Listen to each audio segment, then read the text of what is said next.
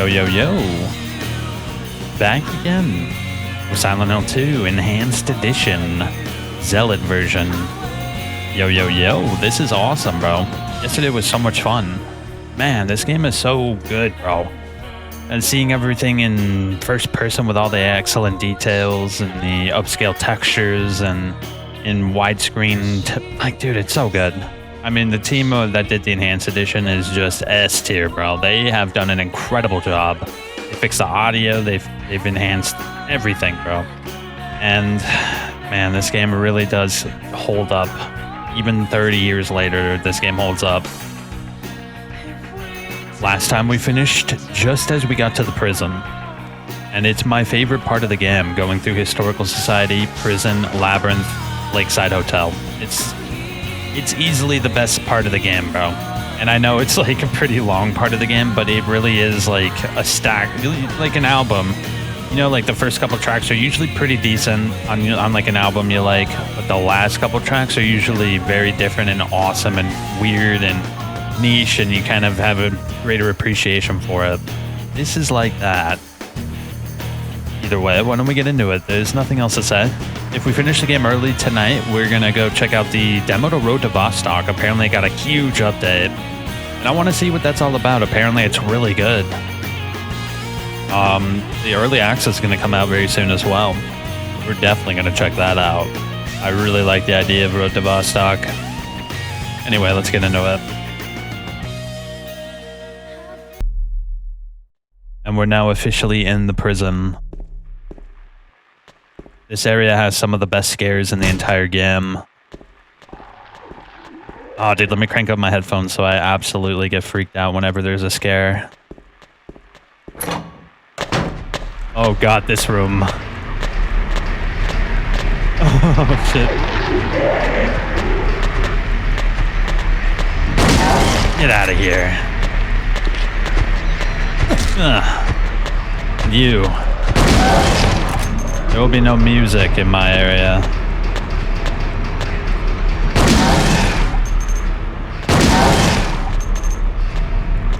Oh, are you still alive, bro? I think this guy over here is still alive. Let's go kill him.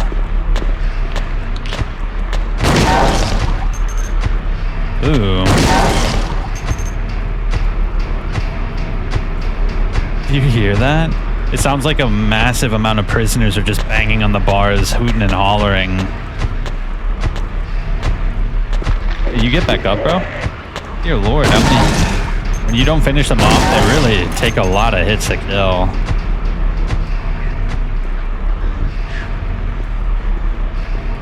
Too bad we can't, like normally you can't see the ceiling, but lore-wise there's supposed to be thousands of mannequins on the ceiling. Oh god, dude. Doesn't it just sound like a bunch of nameless, faceless prisoners are bashing on the bars? It's this cacophony of foul, like, metal clashing and clinking.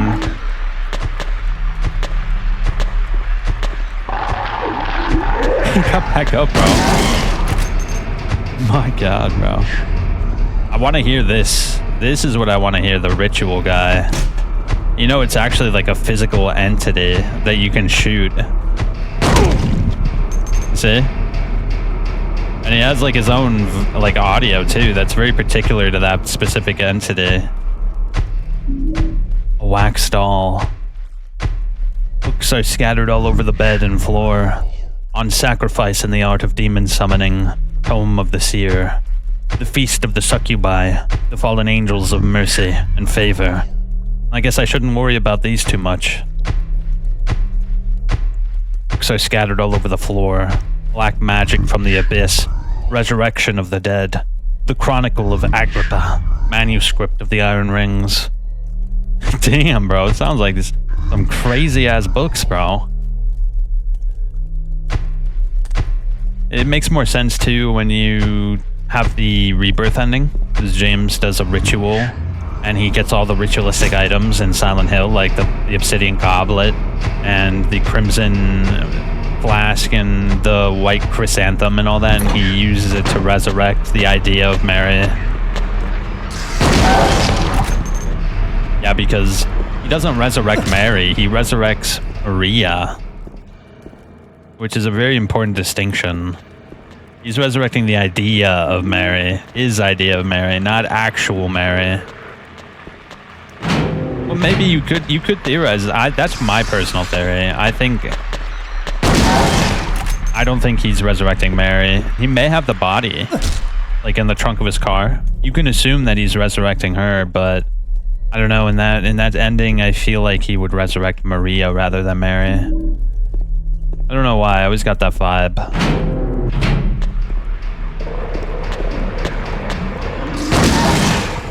I love that we can just run up and blast them, bro.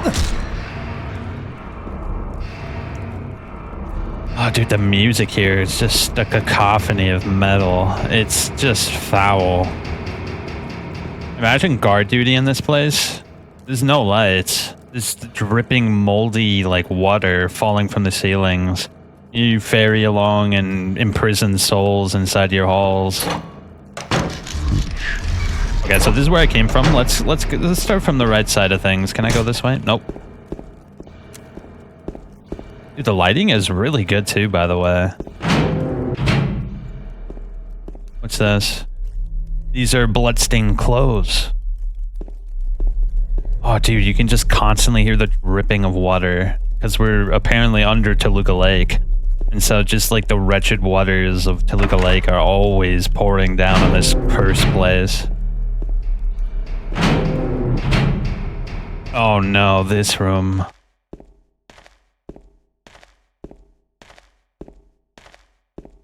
Wait for it.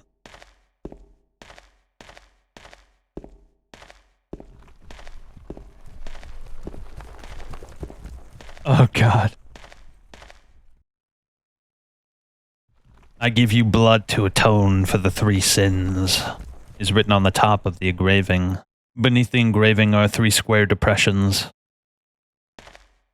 The 3 sins. I think it's a reference to Angela and James and Eddie. They all have sinned in a very particular way.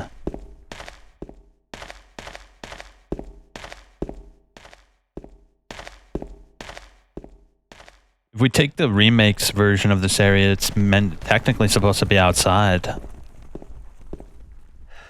There are 3 ropes hanging from the scaffold. This is like the only place, by the way, you can fall down. I don't think there's a single other area where James has a falling animation that you can fall down from. Damn, that sounded like it was right behind me. Ooh, the horses of the executioner. Why don't we take a look at that wax doll as well?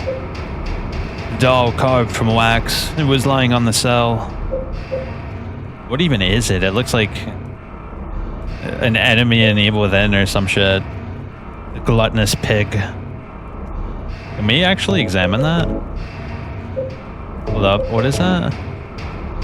What is he holding? Is he holding chicken?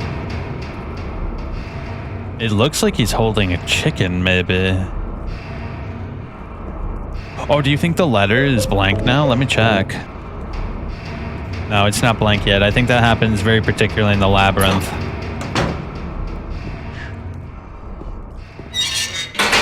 Oh, I didn't realize you can open up the cells like that. Shit, I'm stupid. I gotta go back and check the other ones. Now, this one is very important, this room. I think this room is very particularly referencing Angela and her backstory. 436 people at a recital.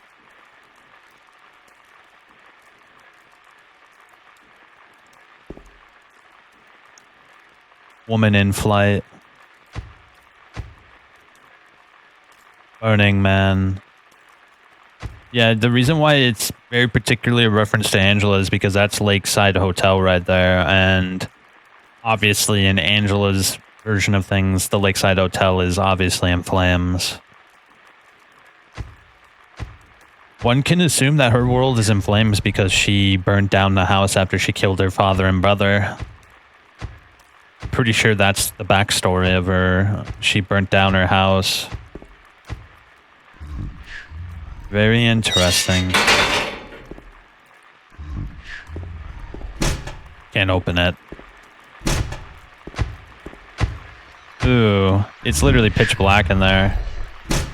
The cell that he's in is pitch black, bro. Yep. This is where he is as well. Ah, the religious man. The tablet of the oppressor. There are magazines here, nothing of particular interest. Is that everything?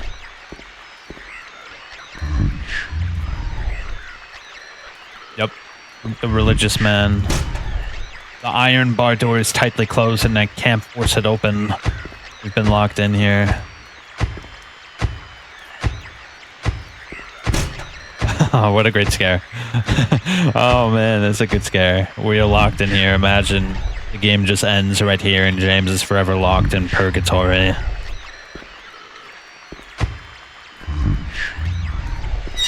Oh, there we go. I can't open it. It's unlocked. Whoa.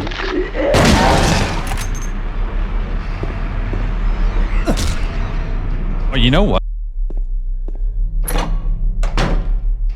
Oh shit, bro. It looks like the Hulk came through here. I never understood this. How this happened. He doesn't even have anything to say about it. Let's finish looking through these other rooms first, though. Yeah, there's a lighter right over there. We need that for the wax, I'm pretty sure. Ooh, why is this room particularly gnarly? You the music picked up in this room for some reason? Ah, shit, I forgot to get the map, bro. What a big party foul.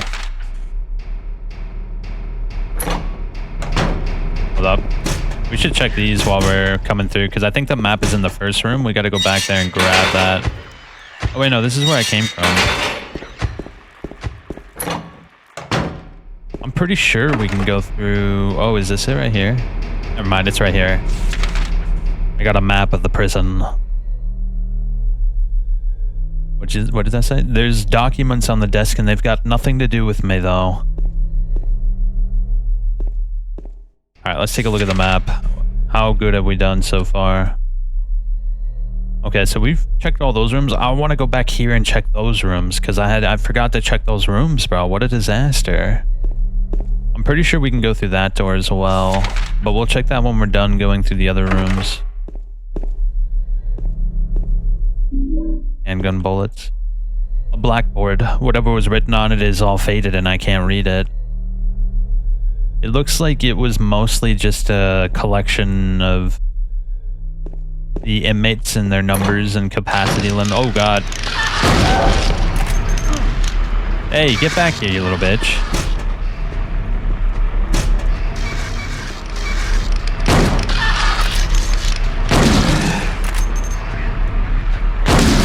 There it is. Wait, no, it's not. This guy's chunked up, bro. Holy shit.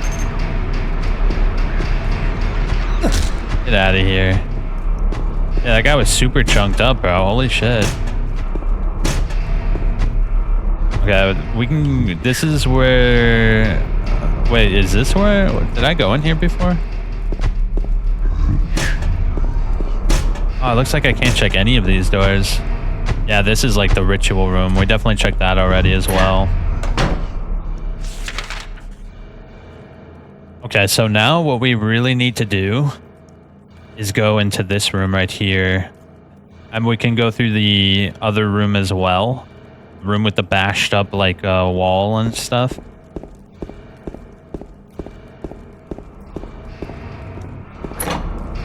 Ah, dude, this place is relentless. I had a really hard time when I was young going through this area. It was truly oppressive, especially for a 13-year-old. Might as well go through here, right?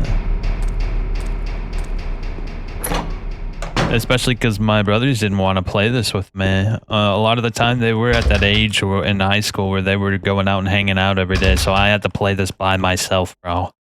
And it was tough. I really had to force myself to do it. There were times where I even turned it off out of fear. I'm not even trolling. I was a baby back then. Particularly in the labyrinth. I distinctly remember in the labyrinth when Pyramid Head shows his ugly face. That scared me so much I had to pause the game and leave for a little bit.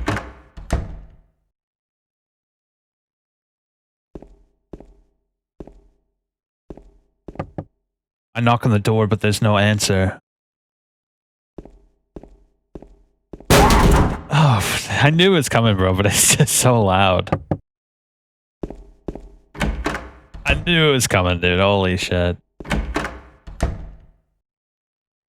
Oh, what a weird looking bathroom. That toilet looks like a portal to hell, bro. Okay, I can't examine any of this stuff. Let's save. Yeah, let's save, bro. Things are about to get a little hectic.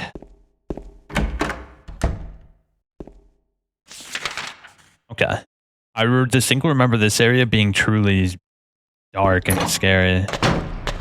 Oh, God. Oh, I need to reload. Snuff. So this is the break room, is it? There's a magazine here. I've never seen it before. It's probably locally published. Toluca Lake, the town's main tourist attraction. This clear, beautiful lake has another side as well. It may seem like just a typical ghost story that you might find in any number of old towns across the country. But in this case, the legend is true. On a fog-bound November day in 1918, the Little Baroness, a ship filled with tourists, failed to return to port. A newspaper article from back then simply says, "It's most likely sunk for some reason." Despite an extensive police search, not a single fragment of the ship nor any of the 14 bodies of passengers or crew has ever been recovered to this day. In 1939, an even stranger incident occurred. There's many pages torn out. Many corpses rest at the bottom of this lake. The bony hands reach up towards the boats that pass overhead. Perhaps they reach for their comrades. Yeah, Toluca Lake is definitely wretched. It's very pretty, but it's also full of darkness. I mean, even the water prison is in Toluca Lake. The cult obviously harnesses Toluca Lake and its power to their advantage. And if we take Silent Hill FFA face value with the water dragon nestling itself inside the water inside the local town, we can only assume that there's some malevolent spirit inside Toluca Lake as well. Oh shit, that was creepy, bro. Look at this shit. What are those? Almost looks like a what do you call it? Like Mao Zedong mask, bro. What the shit? What a weird looking mask. And that one looks like it's looking at me almost. The hunting rifle. Damn, look at that. What the hell is that? That looks like a rifle with a scope, maybe? Or a harpoon gun. Ah, dude, I wish we can get our hands on the harpoon gun. That would be pretty dope. Looks like some ritualistic altar as well. Oh, he has nothing to say about any of this. Alright. So, there's just a few more doors left.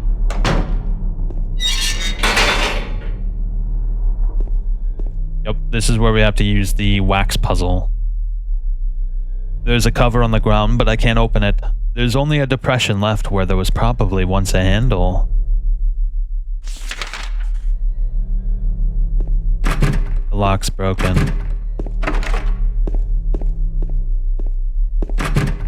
Oof, none of these doors work. Yep. Staircase either. The only way to go is back through that one area that I said was really bad. So we'll go here. Yeah.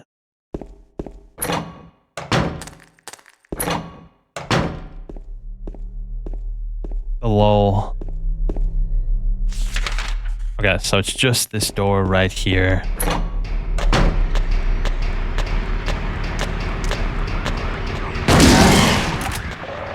Come on.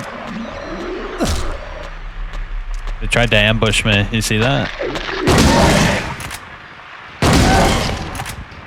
I should probably take my handgun out, honestly. Yeah, what's the ammo situation looking like? Oh, dude, we're good, bro. But still, why don't we use it? It's a little bit more efficient in terms of speed. Hold up. Why don't we do this section? Yeah, let's do this section with the mod off.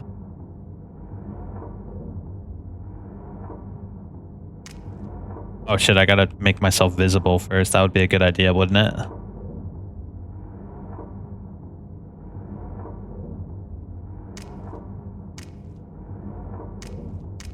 Uh-oh. How do I turn it off? Wait. I don't actually know how to do it. You know what? Let's just do as we were. Yeah, let's just do as we were.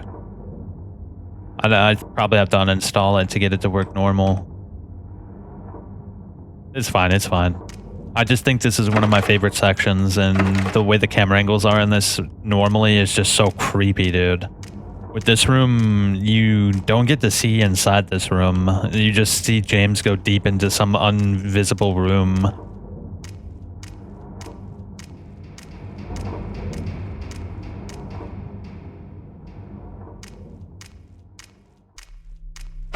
Locked.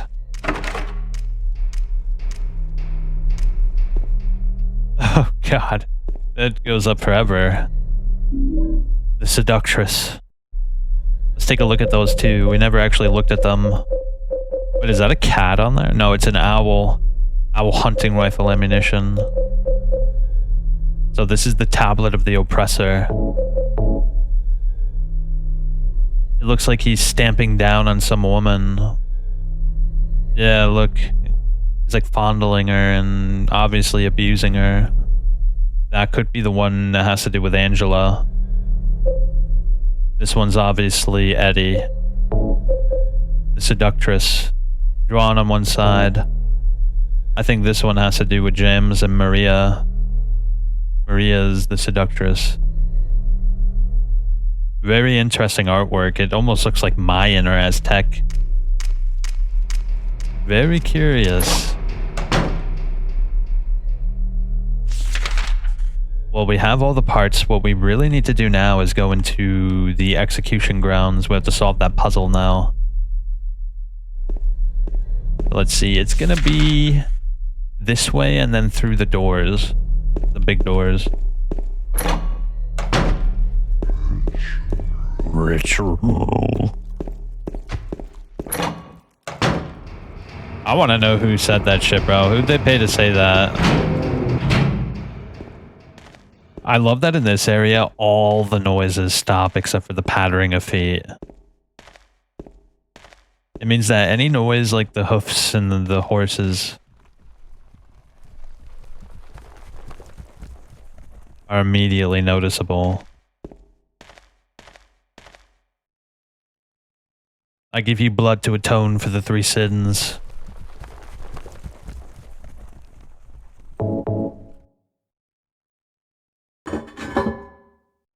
Okay. And we gotta get the gluttonous pig. The noise it makes is so wretched. Ugh. Okay. The tablet of the oppressor.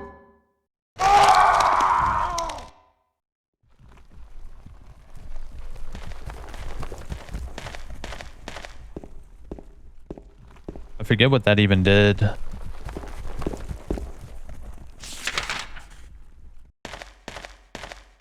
It did something, I just don't quite remember what.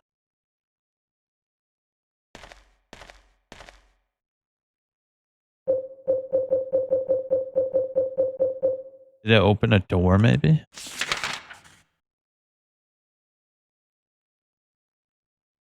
There's no other floors of the prison either.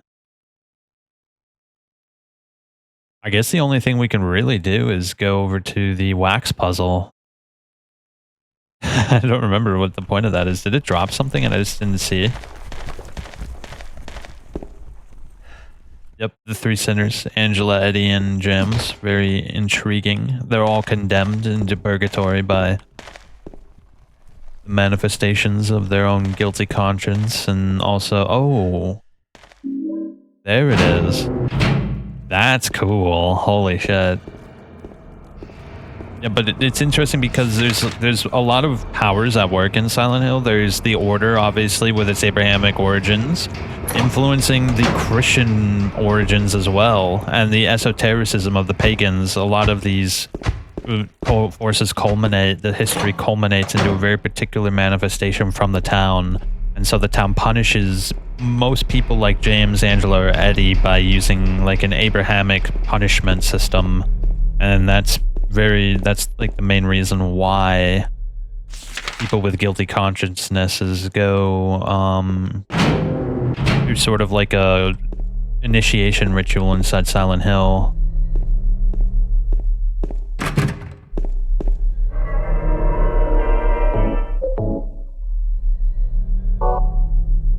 Because the Order, when you play Silent Hill 3, the Order is like very similarly structured, like sort of like a Christian cult almost, but it kind of inverses it and puts the feminine instead of the masculine at the top. But then again, not all the cult believes in the same thing. That's what makes it so interesting, because the Claudius faction, which believes in Heather and her sacrifice, they're the ones who believe the feminine. But there's two other gods as well. There's the Snake of the Reeding Grasses, I think it's called. And then there's Chuchobara.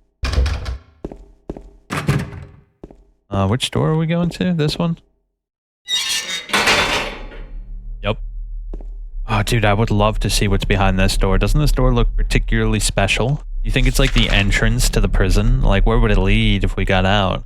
Because this is obviously like the entrance to the prison. Can we read that? No, that's just rubbish. Alright, here we go. Let me stand on top of it to be sure I get it. A metal horseshoe. It was hanging on the door of the square. A metal lighter. It looks like its flame is stronger than normal lighters. A doll carved from wax.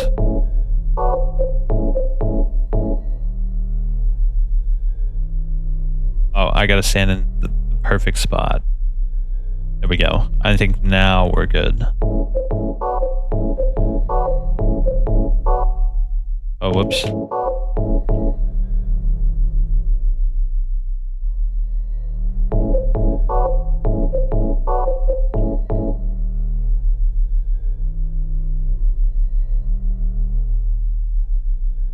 There we go. I feel like that would never work, but who knows? Maybe it's like a special type of wax that solidifies particularly densely.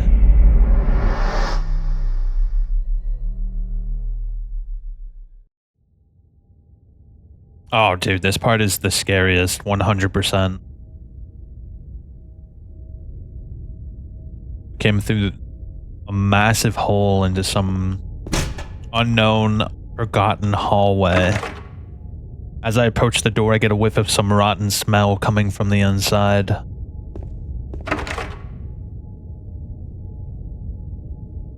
This seems like some, like, literal purgatory where all those who were condemned into purgatory by Silent Hill and its initiation ritual were forgotten. All that's left is a rotten flesh.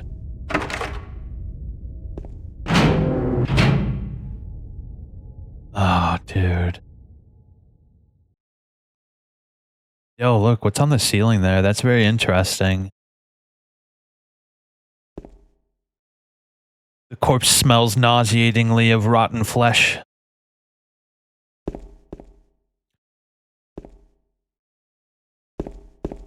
My God, in the hole. I didn't see that. A horrid smell is coming from the hole. There's not even any music here. The only sense we have in this room is our vision and sight, and all we can see is just absolute terror.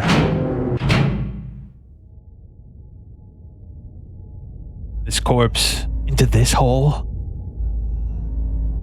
There's that low whirling again. Like a ship at the bottom of the ocean. There's a hole in the floor and I can't see the bottom. How far does this thing go?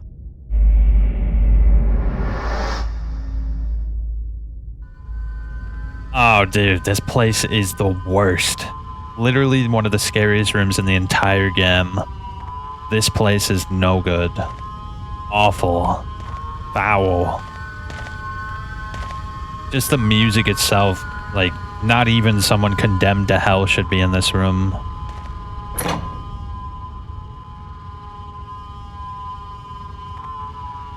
The door opened up to another pit. Another hole? Do I really have to drop through it?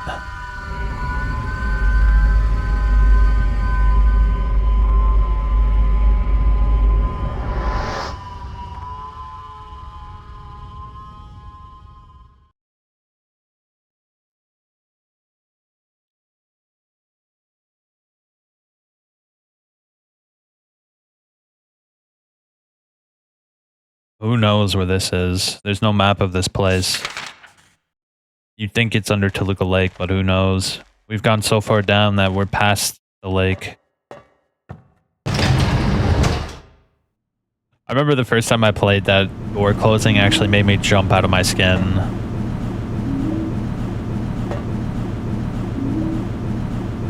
Yeah, going through the prison was really tough as a kid, man. It was so oppressive. Just the aura and just like the energy of it just seeped into your bones, especially back then when I was younger. It really stuck with me. It's one of the scariest sections in a video game, in my opinion. But it's not scary if you're not into it. You have to be like focused in. If you're focused in, you have your headphones on, it's dark and you're by yourself, like it truly is one of the scariest experiences. But if you're just chilling in a brightly lit room watching a YouTuber play it, it's nice, it's scary. It's also very fun to watch, but it's just not the same as going through it on by yourself.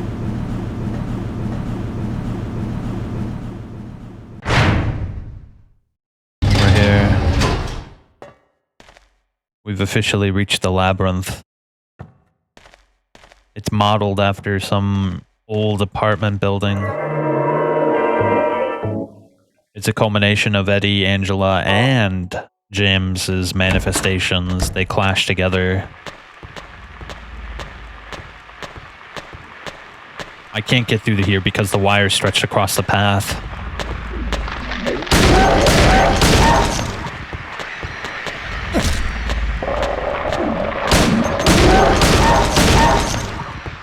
Another one.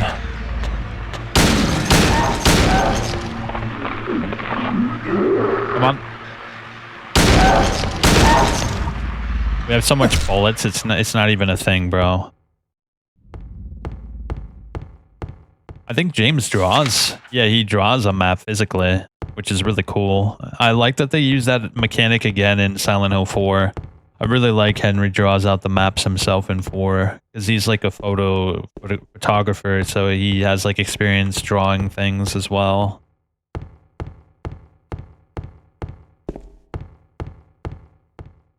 This part is really scary, especially when you get towards the end of it. You come into contact with Pyramid Head for the first time in a level. Yep, there he is. See, that made my skin, like, with the hairs on my neck go up. That made my neck hairs go up when I saw him. Even though I was expecting it, it still made my hairs, like, climb up my neck. Great knife. And here he is, Misty Day. It looks like he has fun stitching together body parts and flesh and burning them and gazing into it. Look at that, bro.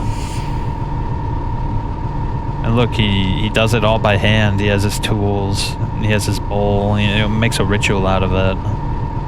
He has extra tools as well, just in case he feels the need to go do a few more.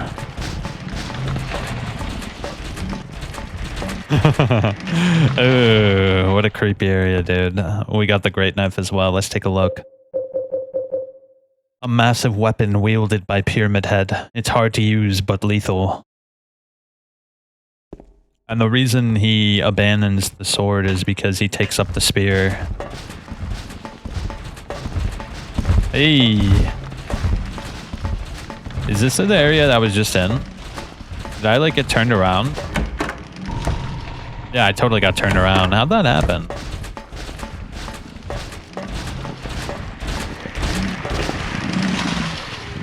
Or do they both lead to the same place?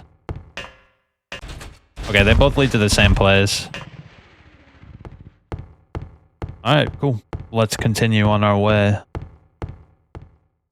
Man, dude, it's such a great album run. Like, going from, like, Historical Society to Prison to Labyrinth into Lakeside Hotel, it's, like, legendarily good radio, like, album run. You know, like, when you listen to an album and there's just, like, 3 or 4 songs you absolutely adore, and you like, it's got, like, a run. It's excellent, bro. This is what it feels like, listening to your favorite album and your favorite part within the album.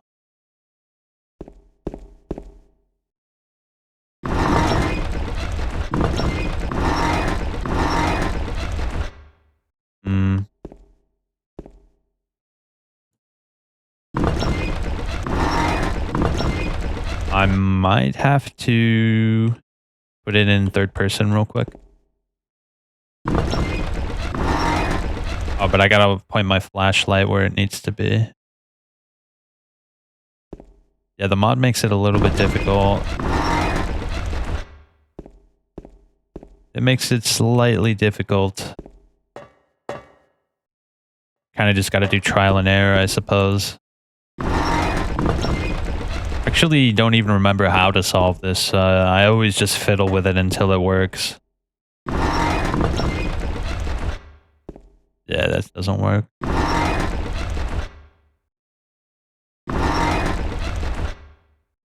Okay, so it doesn't work when it's like that.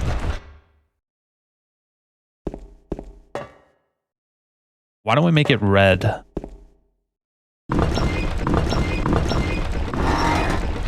Yeah, how about that? No?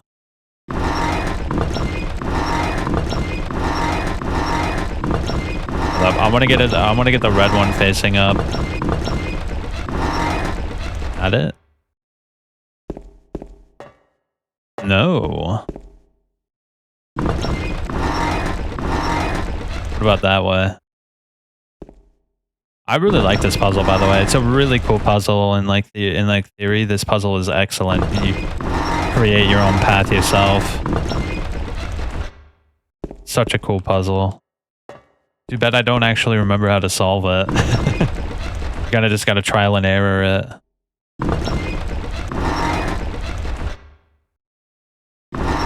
Which one haven't we done before? Did we do blue?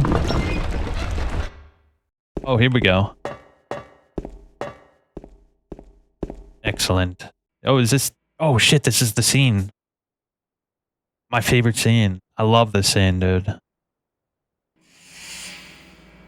You're alive! Maria, I thought that thing killed you. Are you hurt bad? Not at all, silly. Maria? That thing, it stabbed you. There was blood everywhere. Stabbed me? What do you mean? It chased us to the elevator, and then... James, what are you talking about? Just before! Don't you remember? James, honey, did something happen to you? After we got separated in that long hallway? Are you confusing me with someone else? You were always so forgetful. Remember that time in the hotel? Maria? You said you took everything, but you forgot that videotape we made. I wonder if it's still there. How do you know about that? Aren't you Maria? I'm not your Mary. So, you're Maria? I am. if you want me to be. All I want from you is an answer. It doesn't matter who I am. I'm here for you, James. See? I'm real. Don't you want to touch me? I don't know. Come and get me. I can't do anything through these bars. Okay. Stay right there. I'll be there soon. Oh man, what a great scene, man. Whew. They botched it entirely in the remaster, bro. Oh, here we go. Now we just have to go back. Yeah, dude, they completely botched it in the remake, in my opinion. Because in this one, she code switches between Mary and Maria, like, very obviously and very purposefully. Because it hints up to this point after the prison that she's a seductress, right? That she's malevolent in nature. At least at this point in time, she's got like a selfish desire to have James to herself. But in the remake, her code switching isn't immediately apparent. Like it's noticeable, but it's not like this where you were confused about whether she's Maria or Mary. The voice direction, it's not as misleading as it is in this game. It's meant to be confusing, and in the remake, she's more so Maria the whole time. There's not like a big difference between Maria, like the new Maria sounds exactly like Mary, whereas in this game, Maria sounds very different from Mary. Yeah, the code switching is like way different. Because Mary is definitely like more soft-spoken, more kind, also less seductive. But in the remake, she sounds the same when she code switches. I think Pyramid Head's down here.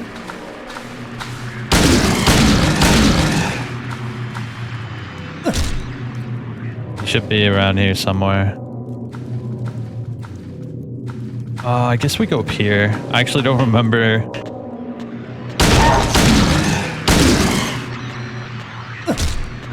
Okay. Hopefully we didn't just go back. Nah, we're good, we're good. Well, what's this way? Dead end? Yeah, dead end.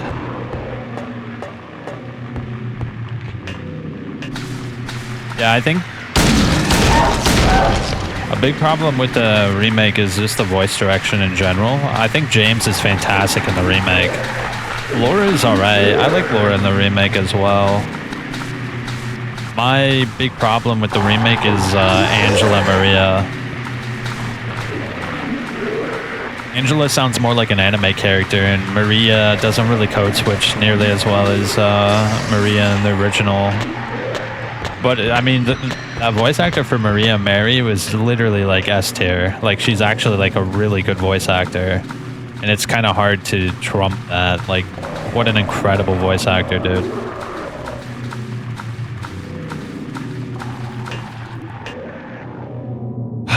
Okay, we're here.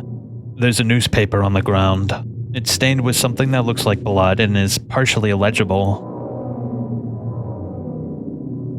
Hold up, let me look it up real quick so we can have like the full scoop. Yeah, like let me look up to Angela newspaper. I want to get like the whole scoop. Yeah, here we go. So it says the body of a man later identified as Thomas Orozco, lumberjack age 39, was discovered in the middle of his room lying face up. The probable cause of death was multiple stab wounds to the front of the neck and the left side of the torso by a sharp-edged weapon. The estimated time of death was somewhere between 11 p.m. and 12:30 midnight. Due to signs of struggle in the room and the lack of a murder weapon, police are considering this a homicide and have opened a murder investigation. Furthermore, given the fact that the cash in the room was untouched and Mr. Orozco had a history of drunkenness and violence, the police suspect that the motive was not robbery, but some sort of crime of passion. Yep, that's Angela's father. And obviously the knife that she gave us is the murder weapon she used to kill her father. It was in fact a crime of passion. Let me get my rifle out.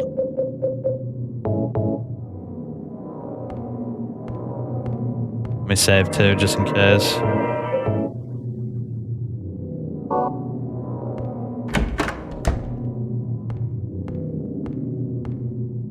What's that? Newspapers are scattered all over the walls and floors. There seems to be nothing of interest. But this one has today's date, and that's kind of strange.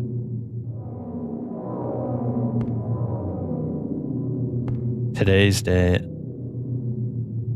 I mean, doesn't that suggest that there's literally been 1 day since Angela murdered her father? It's literally like brand new. Which is also another clue as to when Mary died. She died very, very recently, not 3 years ago. Daddy, please don't!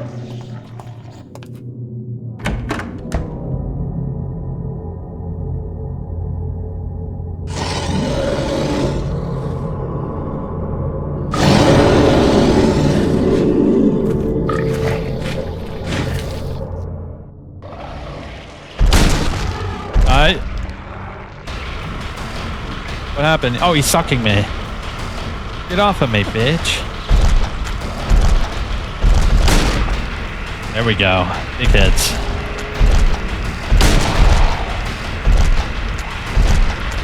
Oh, God.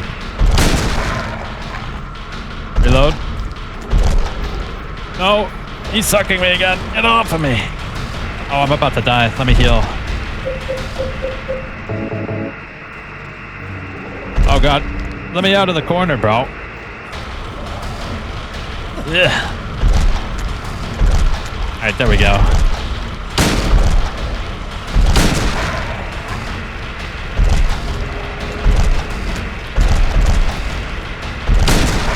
Come on, one more. Some people swear by the shotgun, but I like the rifle in this fight. Ooh.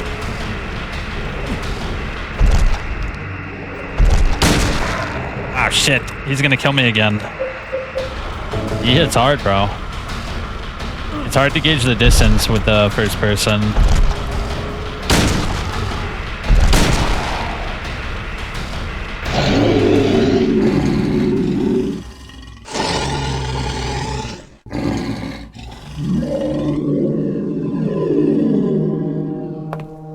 Are you okay?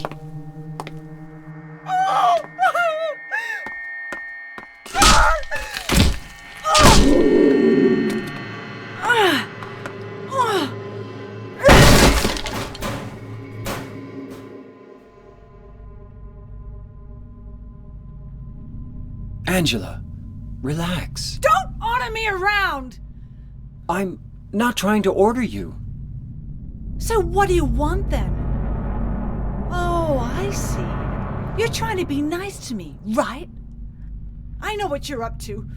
It's always the same. You're only after one thing. No, that's not true at all. You don't have to lie. Go ahead and say it. Or you could just force me. Beat me up like he always did. You only care about yourself anyway. You disgusting pig.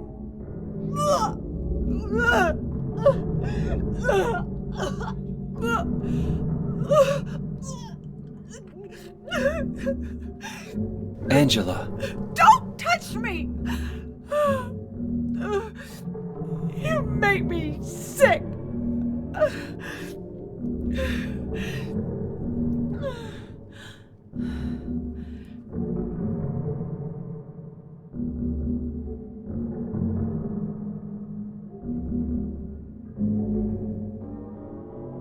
You said your wife Mary was dead, right? Yes. She was ill. Liar! I know about you. You didn't want her around anymore. You probably found someone else.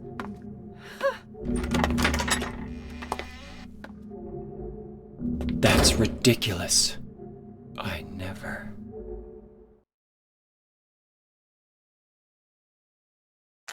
Yo, that song was... I never noticed a song in that scene. It sounded like schizophrenia.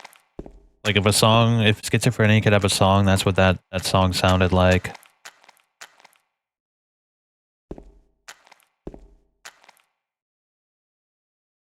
Ugh, let's get out of here.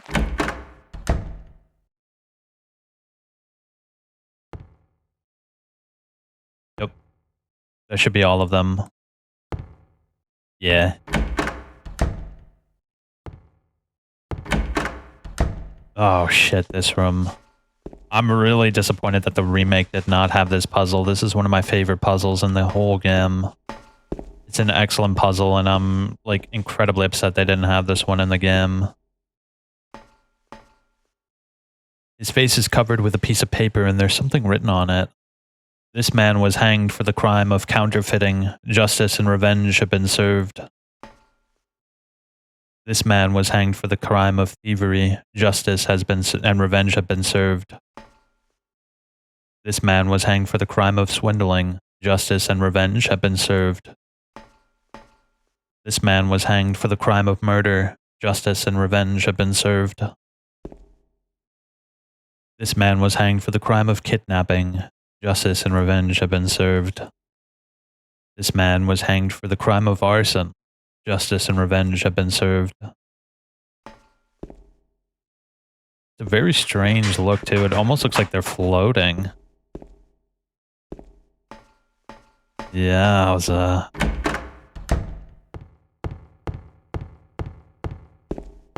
I think it's over here, right? Yep. Dead men swinging in a tree. How many dead men do you see? Tongue turned blue and face gone gray. Watch them as they twist and sway. The first one killed the butcher man, then cooked him in the frying pan, served him to his hungry guests and gave them seconds on request. The next one, with a smile and sweets, stole poor children off the streets. To men who dressed unsavory, he sold them into slavery. Breaking into a home at night, the thief, he had a nasty fright. Filled with his foolish head, with ale woke in the morn in the county jail. The artist, with his daunting skill, tried his hand at painting bills, but caught in the rain he was undone when the ink he'd used did start to run. With promises of great return, taking gold he did not earn, bundled it up out of sight, quietly slipped off into the night. 3 houses into ashes burned, the sheriff with no place to turn did spy a stranger to his town, locked him up and beat him down. Dead men swinging in a tree. How many dead men do you see? 6 feet long and 6 men wide. Round their necks the noose be tied. Only the sinless one can help you here. Mistakenly pull on a criminal's rope and your reward will be returned to you in a shape most wondrously strange. Alright, so we have to figure out who's the innocent man. Tongue turned blue, okay. The first one killed the butcher man and then cooked him. That's definitely not an innocent man. The next one, smiling sweet, stole children off the streets. That's definitely not an innocent man. Breaking into a home at night, the thief had a nasty fright. Filled his foolish head with ale and woke in the morn in the county jail. The artist tried his hand at painting bills, but caught in the rain. That's not an innocent man either. With promises of great return, taking gold he did not earn, bundled it up out of sight, quietly slipped off into the night. 3 houses into ashes burned, the sheriff with no place to turn. This one, the arson, seems to be the innocent man because the sheriff with no place to turn grabbed a random man and locked him up. We just have to figure out which one the arson is.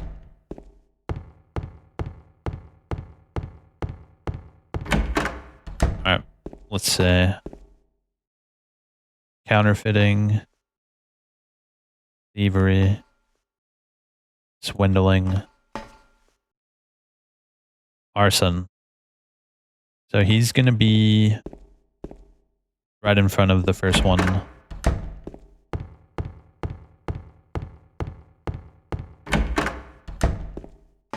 Yeah, here we go.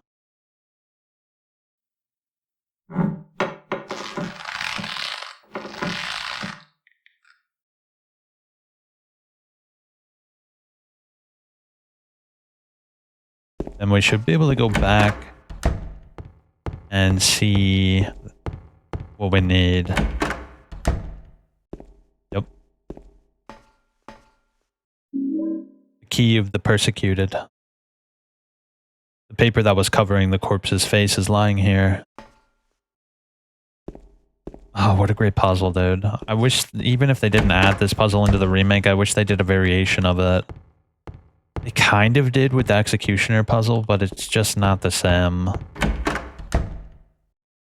Man, that could have had so much potential if they did it.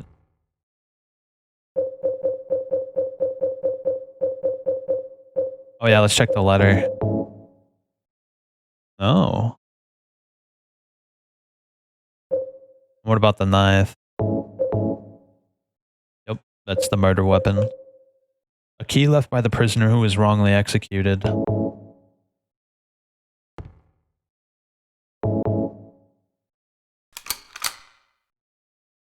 Interesting too that you're unlocking the cuffs. Very, very cool.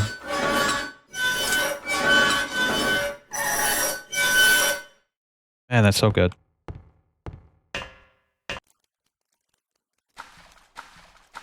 Honestly, there's not many puzzles I would call perfect, but that is one of them. Not only is like the rhyme fun, but it's like it's very intuitive. You just understand what you have to do right away.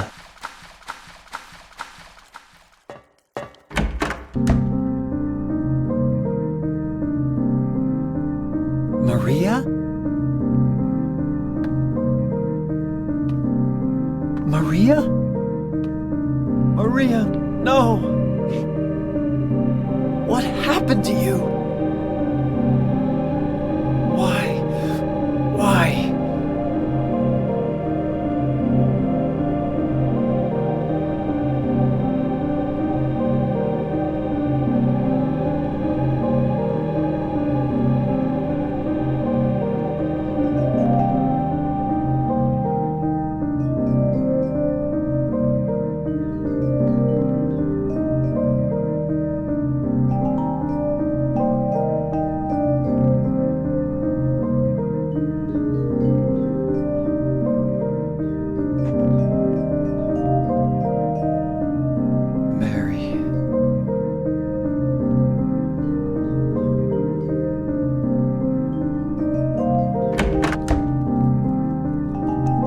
There's nothing else for me in this room.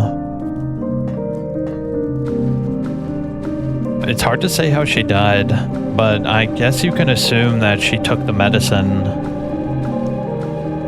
She knew that James wouldn't accept her and she did it herself with the pills. At least that's what I assume.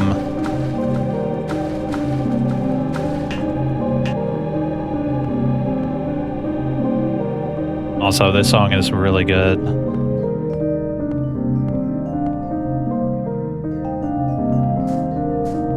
What a great room. I love this room. Oh man.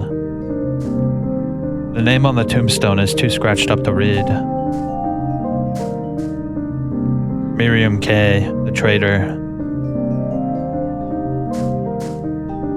The name on the tombstone is too scratched up to read. There's a name inscribed on the tombstone, Walter Sullivan.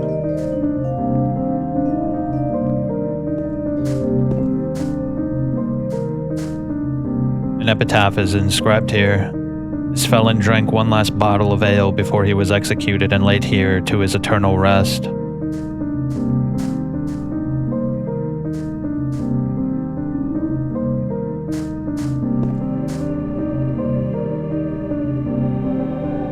Too scratched up to read.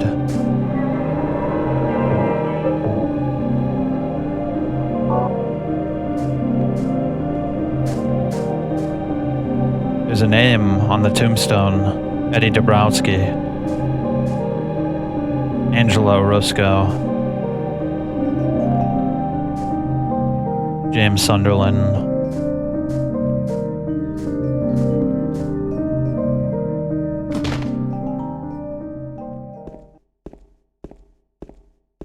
And it's incredible because right after this, we go right to Lakeside Hotel, one of my favorite areas. I think it is my favorite area, actually.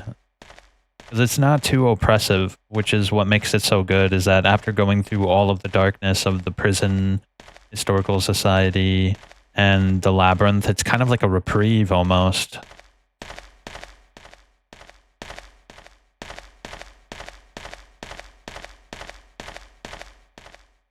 And of course, we have to go through Eddie first.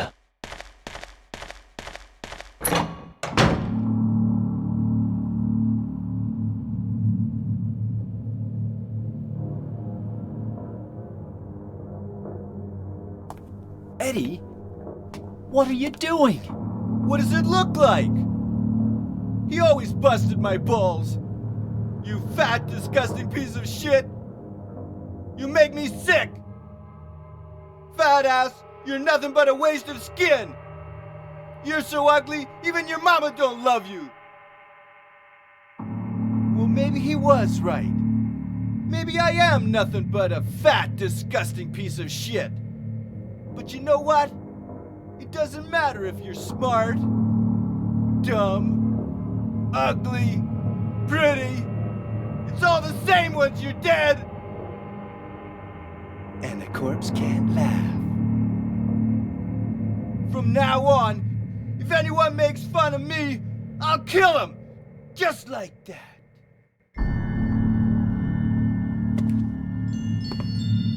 Eddie, have you gone nuts? Oh, you had to say it, James. I knew it. You too.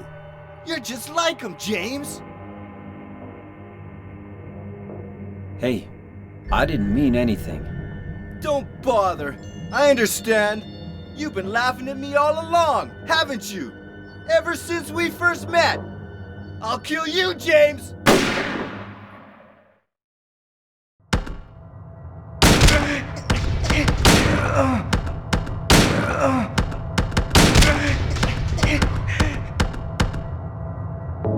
Ooh, we ran out of ammo. Let's get the shoddy. Wait, no, we didn't. Wait, what? Is he bugged? It looks like he bugged out.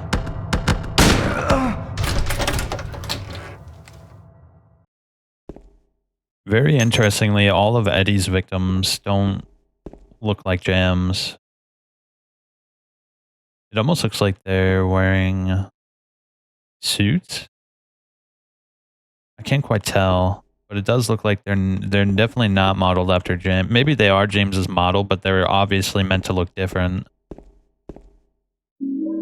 All the corpses that James sees are himself, but Eddie's corpses are very different.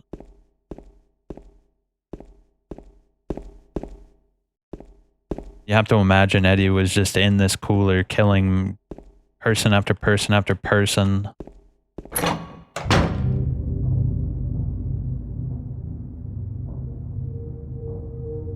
Do you know what it does to you, James? When you're hated, picked on, spit on, just because of the way you look, after you've been laughed at your whole friggin' life. That's why I ran away after I killed the dog. Ran away like a scared little girl. Yeah, I killed that dog. It was fun. It tried to chew its own guts out. Finally died all curled up in a ball. Then he came after me. I shot him too, right in the leg. He cried more than the dog.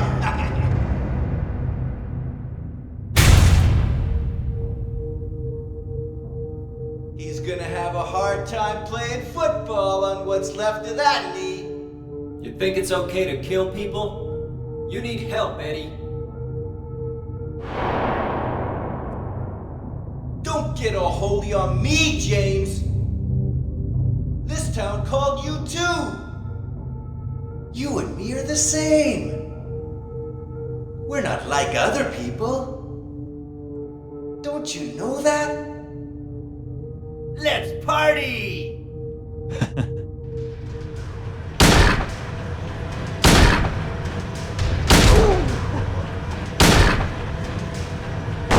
Oh, you got me.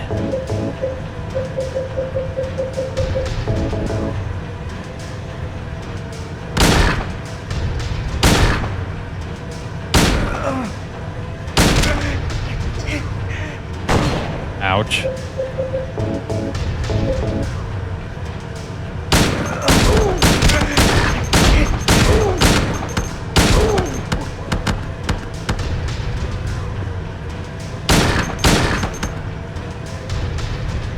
Come on, Eddie.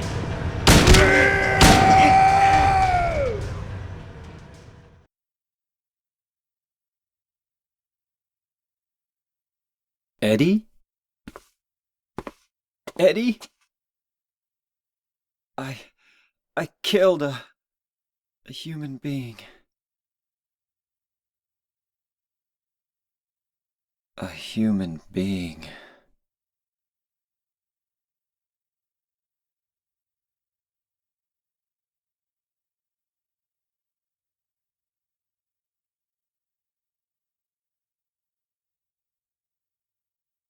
Mary.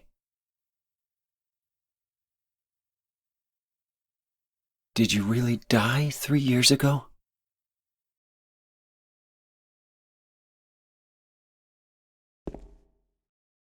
We can't examine him. Yep. Frigid cold. Flags of meat everywhere. Eddie's the second actual human death James causes. And there's a hint at how much it actually affects James later down the line.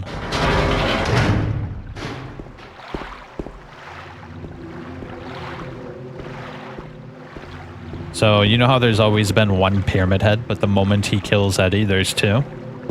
Yeah, that's the whole hint right there. Also, each egg you get for killing Pyramid Head is a representation of the people James has killed.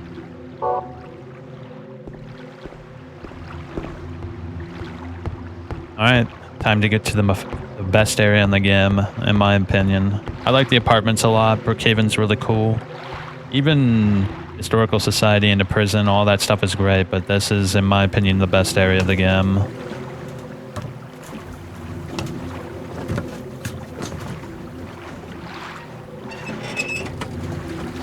How's this gonna work in first person, I wonder?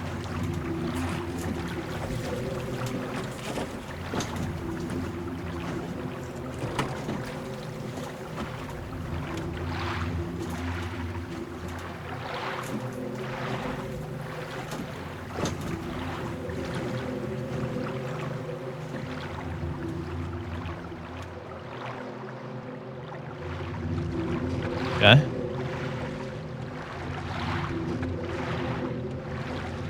Head towards the light.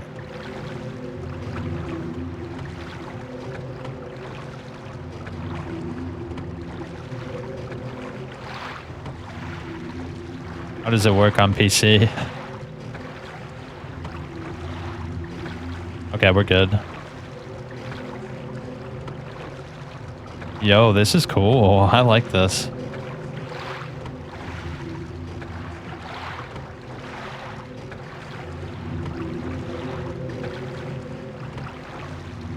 Yeah, also, if you look at the map, what do you call it? So Historical Society's right there, and the boat landing is literally right next to Historical Society, so we're just taking a quick boat ride to the other side. Very interesting, right? So that whole adventure we just went on was literally just like a few inches apart from each other. Well, not a few inches, but it's like, it felt like we traveled miles, but we really only traveled a few buildings over.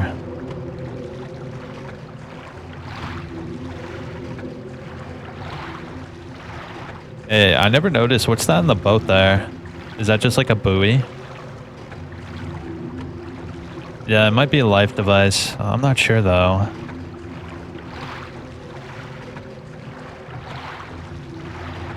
Yeah, the fog effects are so good. Like for a PS2 game, fog looks really good. They had to do all sorts of memory saving like techniques and stuff to make this actually work.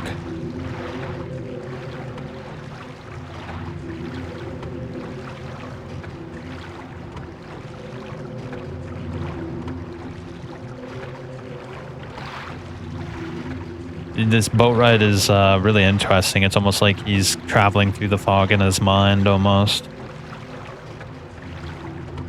He's slowly clearing out what his memories, what actually happened by taking this boat ride.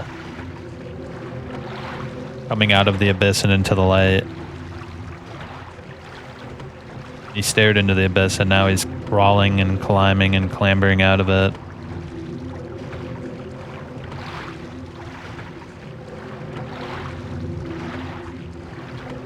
There it is.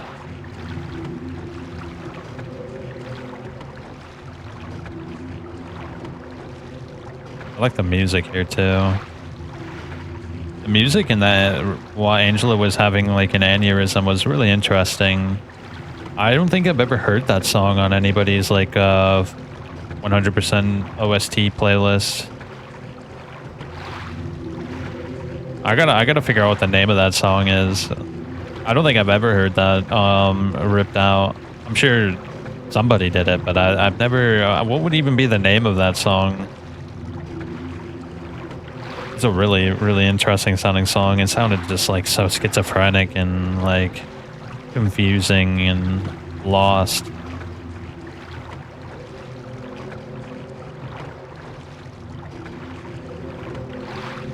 There it is. You know, this whole section is like, you could say that this section is like unnecessary, but I don't know. I think this section is very needed. It's kind of like I said, after going through the prison and Toluca Historical Society and Labyrinth, this is like, we're finally taking a deep breath and moving past that darkness.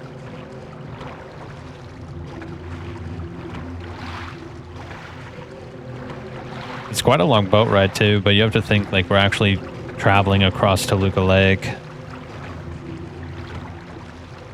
Wouldn't it be cool if you can see the prison tower as you're traveling through the lake? That would be some crazy foreshadowing if they actually added that. Kind of a shame.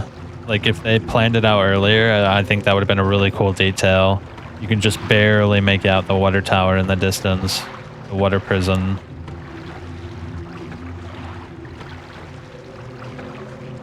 It's also interesting we read that note that suggests that there's just like hundreds of bodies below the lake. They're probably all stuck in the abyss that James was just in. They couldn't make it out. Hey Warriors, what's up, bro? We're taking a pleasant jaunt through the lake.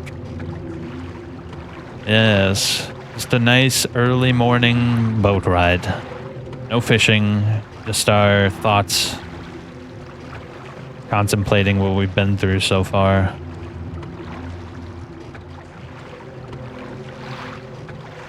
A pretty long boat ride, right? But we are going all the way across Toluca Lake. And if you look on the map, Toluca Lake is actually pretty damn big, bro.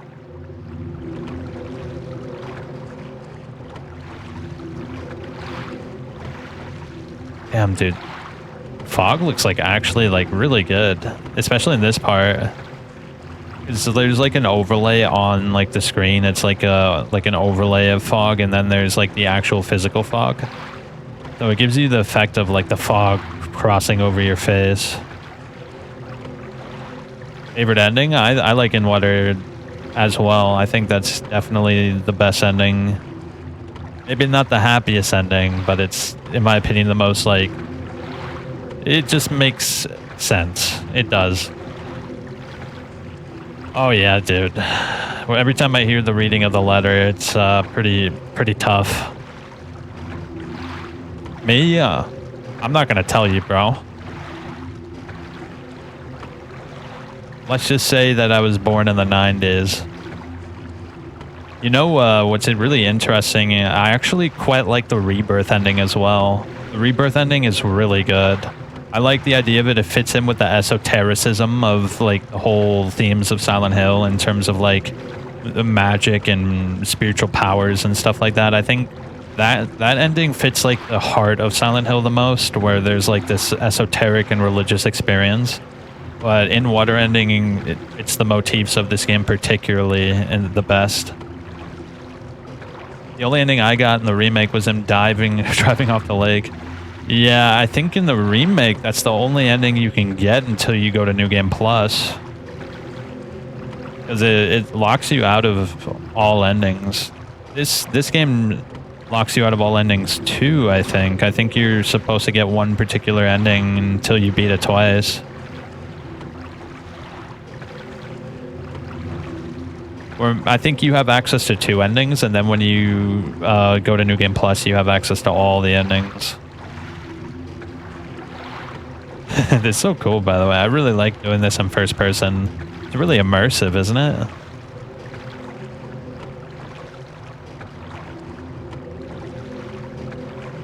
Alright, we're finally getting really close to the light.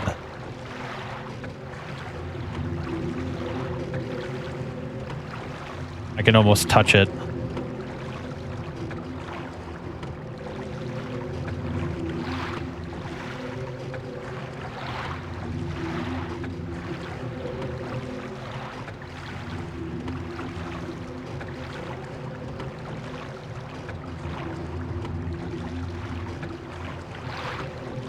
Yeah, I really like that the Silent Hill is one of the few games that gives you like different endings.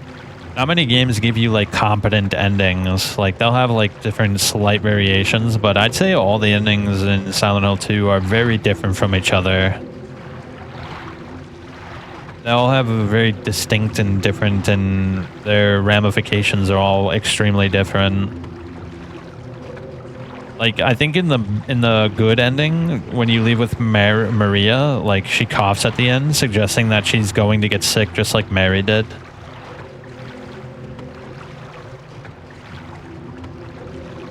Kind of dark if you think about it.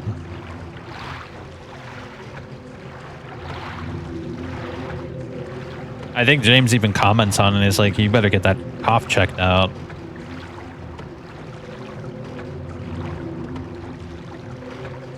I wonder if there's a way to do this faster. I think on the PS2 there was a way to go through this section faster. You had to like push it slightly and then let go. Silent Hill F was shit. Yeah, I know. I was really disappointed. Look, Silent Hill F had some really cool aspects to it, but the larger like picture of Silent Hill F was really bad. Like, I really liked reading about the history of Ibusugoka, like with the water dragons and the divine tree, and like all that shit was really cool. But when it came to like actual characters and the actual story, it was really one-dimensional and kind of like stereotypical. And where the F are these old devs from early 2000s, and what are they doing now? Because they aren't making games anymore. Well, they all mostly do like their own like contract, what do you call it? Like, Masahiro Ito, the guy who helped produce this game, mostly does artwork and commissions for random people. Like, he's pretty much... I don't know if he's retired, you could say, but he's good to go, bro. Golly, bro. This section's way longer than I remember it being.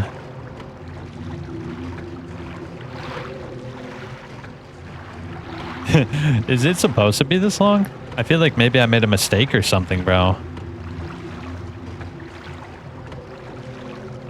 Hopefully it's not bugged out. If it was bugged out, I'd be ousted by upper management due to pay issues.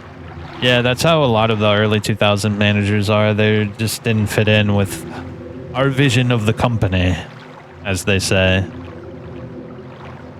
Like, a lot of the guys who did like Mass Effect and like KOTOR and stuff like that, they are like kicked out of the video game industry. Guys like Kevin Levin, who did like System Shock, and guys who did like Thief games, they're all retired or they just basically quit the gaming industry. So like a lot of the OGs, like Cliff Bleszinski and shit like that, they don't even, like, they're not anywhere to be seen, but they were superstars back in the day. Like, I remember watching X Play, and they would always be like, this time we're interviewing Cliff Bleszinski, the creator of Gears of War. Or like when BioShock came out, they'd be like, we've got Kevin Levin here, and he's gonna give us the lowdown on what makes a game good.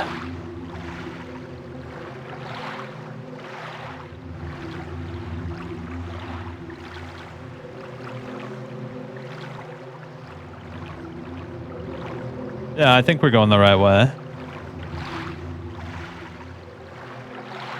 Should I turn the boat around, maybe?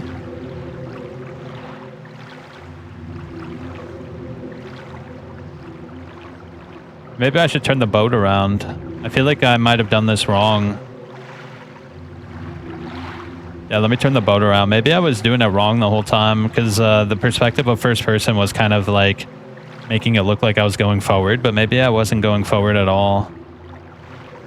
When those devs make their own studio, we get games like Kingdom Come Deliverance. Yeah. Kingdom Come Deliverance is pretty fun. I enjoyed my playthrough of that game, but at the same time, I did have a lot of issues with it too. Like, as soon as you get past a certain level, bro, like, the game becomes so incredibly easy, like, it's ridiculous. Which I'm not opposed to. I like the power trip. But I think just, like, the overall, like, design of how skills work. Yeah, now I'm going the right way. I think it was going the wrong way the whole time, which is kind of upsetting. I really like Kingdom Come Deliverance too, though. Like, it felt really good to get strong in that game. Like, once you got your fighting skills past a certain point, there was, like, literally, like, very rarely a challenge. Like, you know, towards the end of the game when you go through the Cuman camp, like, you're supposed to sneak through the Cuman camp, but what I ended up doing is just killing every single Cuman in the camp. It was kind of funny. Like, it's supposed to be that... It was supposed to be like the part where you sneak through all the soldiers, but I was just so powerful at that point in time, I just killed everybody. Yeah, I was going the wrong way, bro. I was going the wrong way. In first person, it looked like I was going forward, but I guess it was just like a false perspective.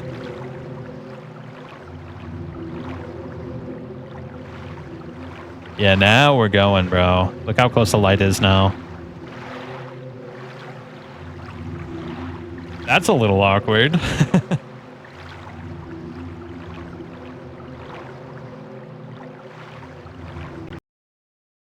Oh shit, did I crash? We finally made it to Lakeside Hotel. Look at this place, bro. This is their special place.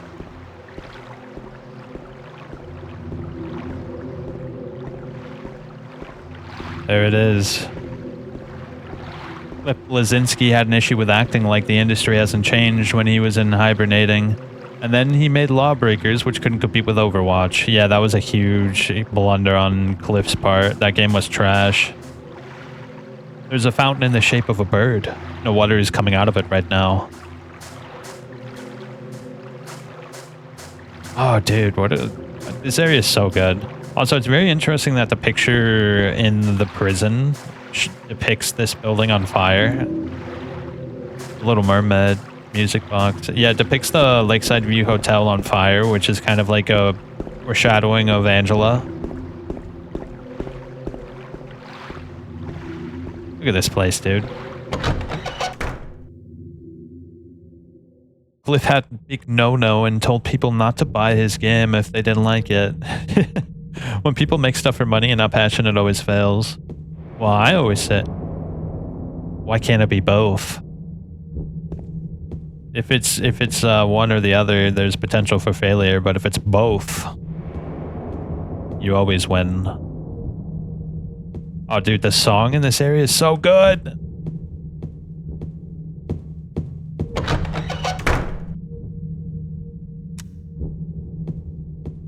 Dude, the vibes are... Ooh. It actually scared me. I forgot about that part. Did I scare you?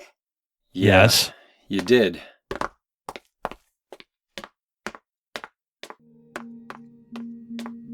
Laura plays the piano, one of the best songs on You're the soundtrack. here to find Mary, aren't you, James? Well, have you? No. Is that why you're here too? She's here, isn't she? If you know where she is, tell me. I'm tired of walking. I wish I knew. But she said it in her letter. What letter? Wanna read it? But don't tell Rachel, okay? Who's Rachel? She was our nurse. I took it from her locker.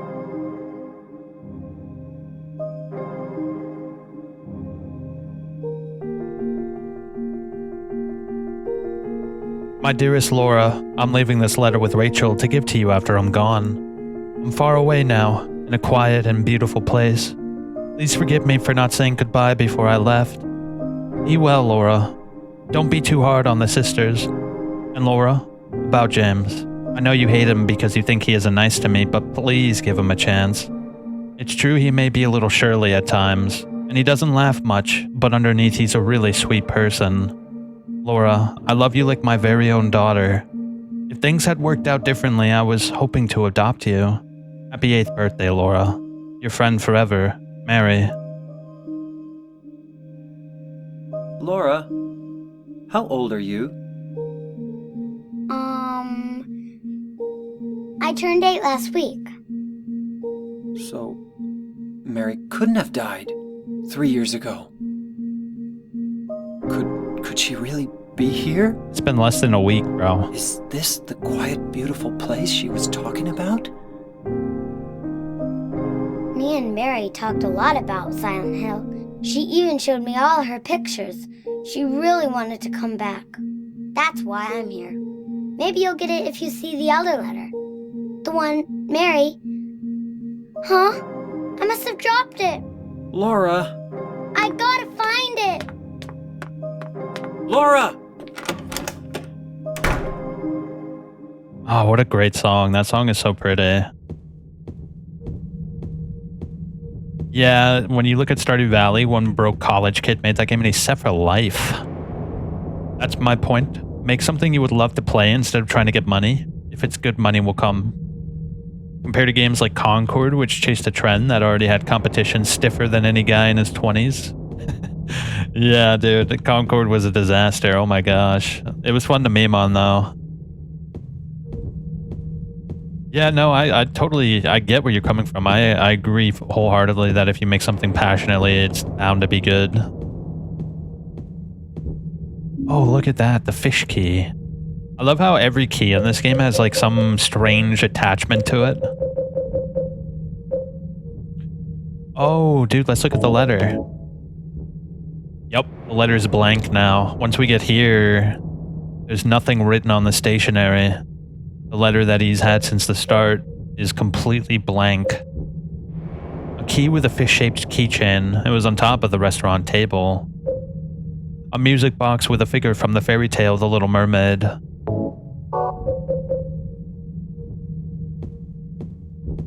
Yeah, a lot of like really cool pet projects turn out to be insane, like Darkwood. Darkwood was like a small indie pet project that which is like a cult classic now. A drawing done by Laura. A cat. Another cool game like Risk of Rain. There's a lot of games like that just turn out to be excellent. Oh god. Oh shit. Get the rifle out.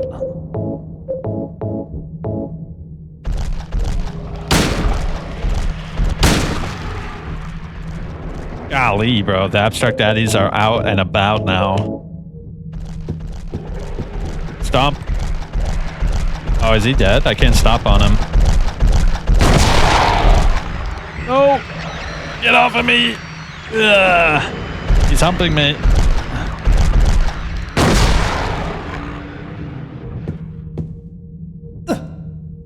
Baldur's Gate 3, Black Myth Wukong. Yeah. Black Myth Wukong is one of my favorite games of all time. I love that game. Dude, I love the ambient noise in this area. Just like this, like... I don't know how to even begin to describe it, but... I think I described it when I was playing the remake. It sounds like someone's memories.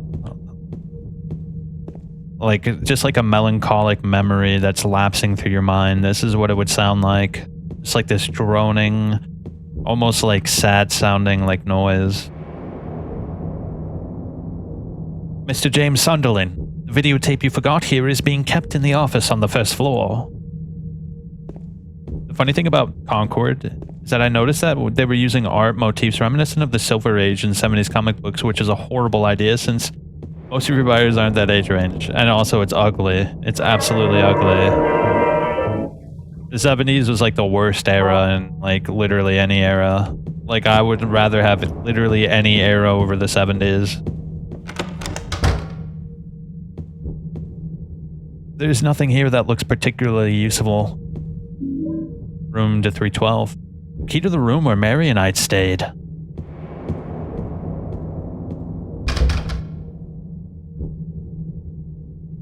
Golly, it's dark in here.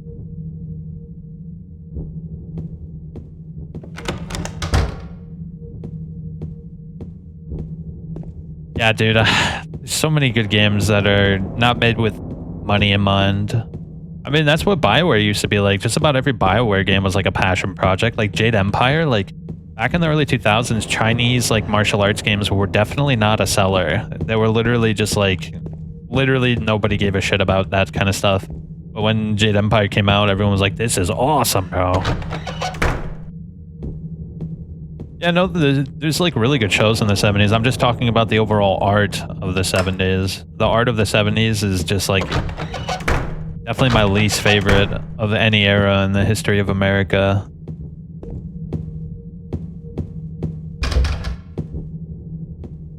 Is that the... Yeah, that's like towards the end of the game you go in there. Oh!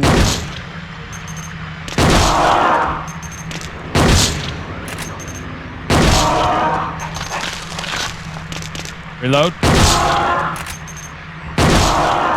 Damn.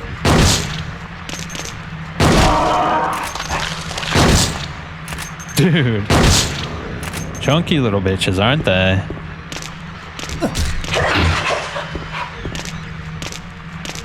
Oh god, reload. LSD comic books are definitely strange, but it feels like they don't... Feels like they 100% took the advice of some 70-year-old comic person and ran with it without asking if it was a good idea. Well, also, like, the character designs were not the best either. It was like a mixture of, like, Galaxy... Damn, what's that comic book called? That's really popular, the Marvel one? Galaxy Heroes? Oh, dude, what's it called? It was, like, really popular. The one with, Oh, dude, I can't remember for the life of me. The one with, shit, I'm gonna go psycho mode if I don't remember this. Let me look it up real quick. Guardians of the Galaxy, that's it, I just remembered. Yeah, they took, like, Guardians of the Galaxy style, but, like, added, like, a ugly 70s veneer over it. Hold up, did I get all the doors here? Oh, shit, I never grabbed the map, bro. Where's that map at? There it is. That would be a good idea. Wait, that's the room Mary and I stayed in. Mary, are you there? Or maybe... You know, I'd like to get a series that's like Firefly. You remember that old show from the early 2000s? That would be a really cool series to make a game on. Okay, we've checked all the doors. Now we go upstairs. We could also go downstairs too. Yeah, let's go downstairs real quick. Most of the doors are locked down there, but there might be some goodies.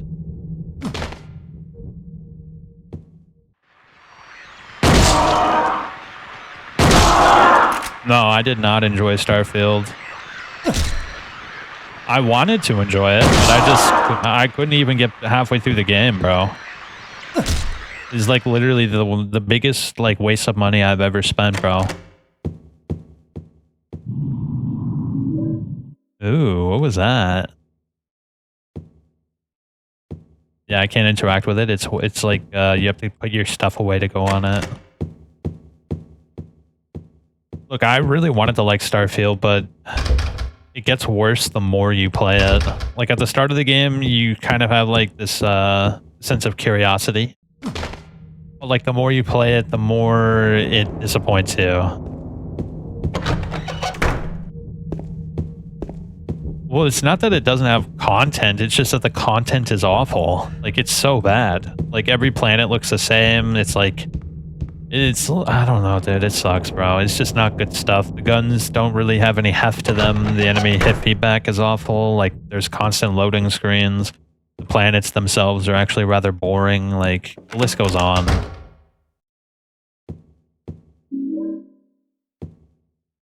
There's nothing inside the drawer. Damn, bro. This hotel's loaded up like a zombie apocalypse is on its way. The suitcase is locked. Yeah, the exploration was bad too because there was literally like no incentive to explore. All the weapons were the same.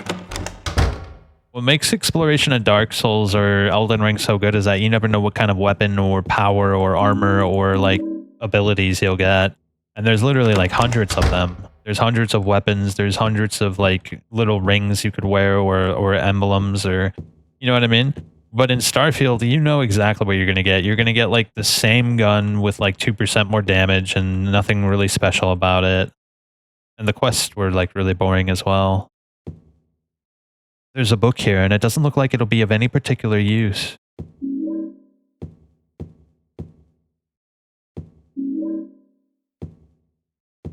I could have sworn... Wait, what's that? There's nothing here that looks particularly interesting. I've already read enough medical books and none of them ever did any good. Oh, that's a missable one right there. It didn't say that the first time I looked at it. Yeah, I thought this was the room with the headphone, but I guess it's not. You played Enderall? Enderall. Enderall? Isn't that like the Skyrim mod? There's a book here. It doesn't look like it'll be of any particular use. Tourist brochures are lined up here, and I'm not interested in them. Yeah, Enderall is really cool. It's like a darker, grittier Skyrim, and it's actually like got really good art, and like the upgrades in the graphics was actually like pretty noticeable. I also like how much it's like way darker, and it's got a lot of content in it too. Ah shit, here we go. Oh jeez. Oh shit. Yo. Get off of me. Stop him.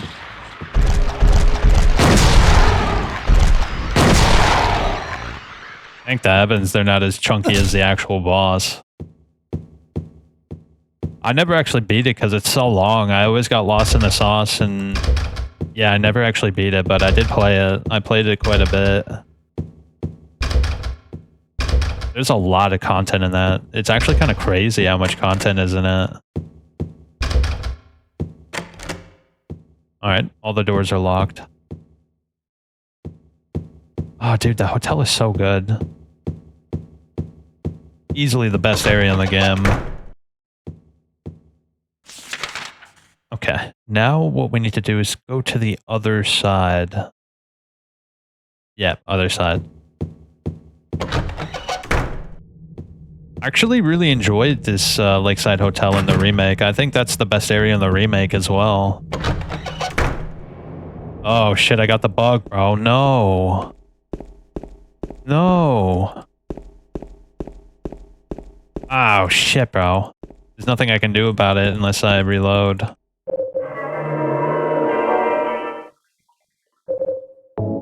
Very unfortunate, but we didn't do much. Yeah, we didn't do much. Dude, this song is one of my favorites. I just love how it sounds. Yeah, let's go to this side. Oh shit. So that door particularly is bugged. It's weird because Brookhaven was like that as well, but only like very particular doors are bugged. Is it because I need to look down maybe? I don't know how to stop that. Probably just gonna have to turn in the mod off maybe?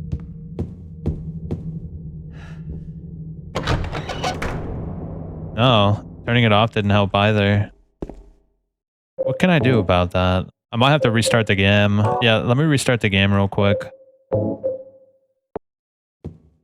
Alright, so that's everything here on this side of things. Which place didn't I check? The cloakroom. I just watched the Fallout Day stream. They announced that they were re-releasing Fallout New Vegas, which had me rolling in anger. Oh man, just let the modders take care of it, bro. Oh, there's not a staircase over there.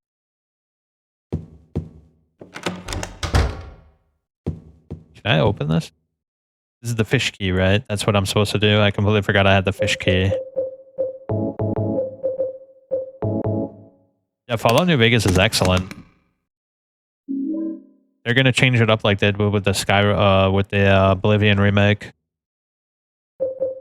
Okay, 204. I'm gonna save first just in case there's an issue.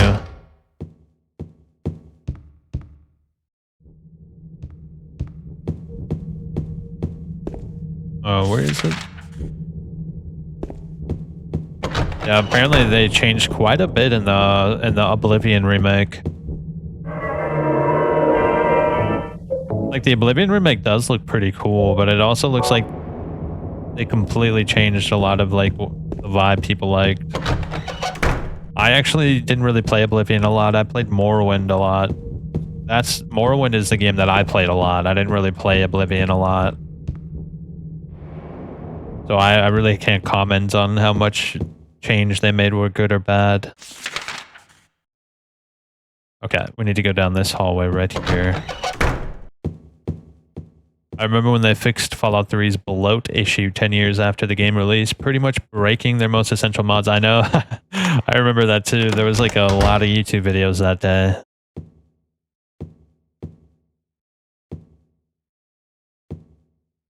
The employee elevator key.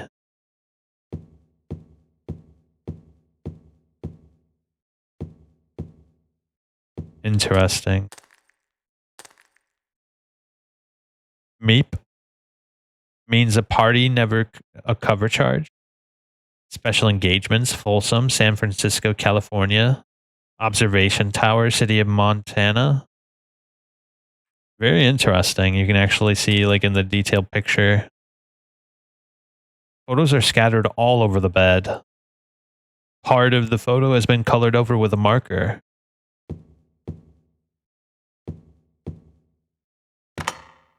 Now it's unlocked. We gotta get... What do we gotta get? We gotta get... Did I get a key? I got a key for another room. The elevator key.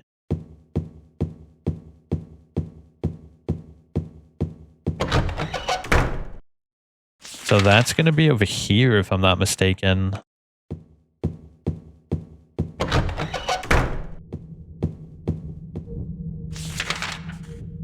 Which great house? Mine's Telvanni, just because you can murder most of its leaders and outbreak the promotion questline and result in getting promoted quicker. Are you talking about Morrowind? You know how old I was when I played Morrowind? I was like 10 years old, maybe 11. So when I played Morrowind, I didn't actually play it. I just hobbled about just killing everybody inside and trying to find weird shit to do. I was too... oh yeah, I forgot that happens. Shit. Hold up, I gotta restart. Alright, here we go. Oh god, this part. This part scared the shit out of me when I was a kid. Oh man, dude, having to get rid of all my guns. That was a difficult thing inside of the 13-year-old kid's mind.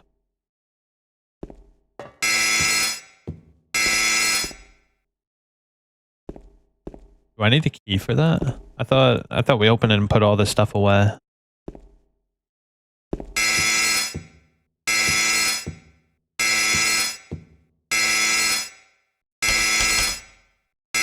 What's this? There's a notice above the buttons. Weight allowance 1 person.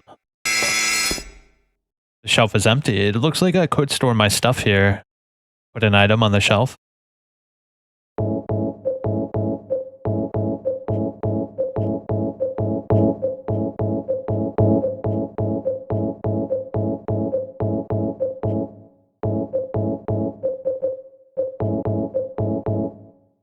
Yep. Keep the letters. Oh, no. We can only keep her picture, maybe? Okay, yeah, there we go. Yeah, it affects the ending. It's very interesting. It's one of the few things that like severely affects your ending if you put the letter away.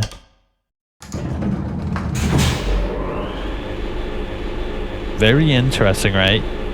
Most of the time you wouldn't really think, you would just put everything away without even thinking about it, but if you like truly put yourself in James' shoes, why would you get rid of her picture? It's very important to you.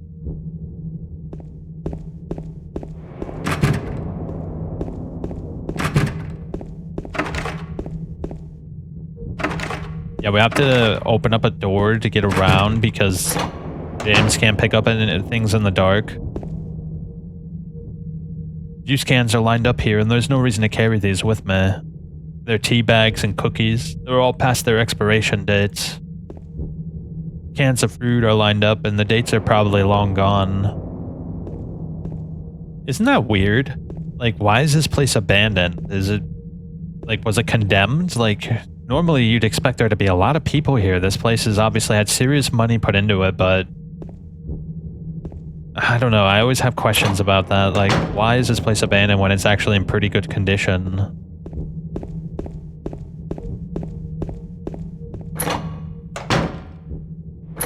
Not that way. That's the way we have to go.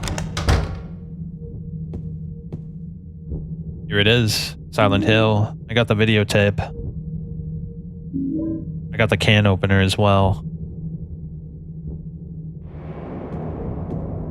There's nothing useful written on the documents. Yeah, everything's unuseful to James. Look at the boxes, bro. They're literally piled up to the ceiling. I never noticed that.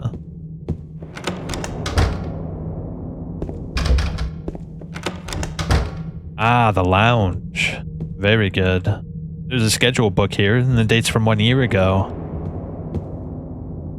Oh, dude, I love that song, bro. Like, I don't know why. Something about it reminds me of, like, just memories I want to remember forever. But I can't remember them. That's what it sounds like. It sounds like memories I want to remember forever, but then if I think about them too much, I'll lose them. It sounds like I'm losing memories that I don't want to forget.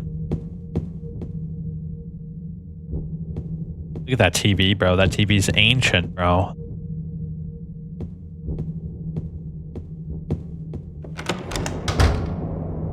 Okay. It's too dark. We have to stand in the light to read it. No? Oh, I could have sworn you were able to read it in the light. I remember 10-year-old me figuring out how to break the Morrowind potion making and smell making and proceeding to cast Paralyze. Area 100 feet, 300 seconds whenever I went in the room with the enemies. You know what I used to do? I used to do nothing like that. I was retarded when I was a kid. But what I did do is, there was this dead guy that was always just outside the first town. And when you loot him up, you get like a potion of like super jump, I think. Something like that. It allowed you to fly. Oh, shit. It actually made me jump. Move it. Like, I would always grab that shit and just jump and hope to God that I could survive the fall.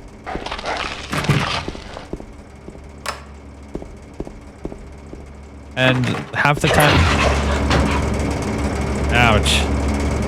Half the time I would die, and the other half I would miraculously survive and then die instantly after that because the enemies would be high level in that area. Ah, there it is.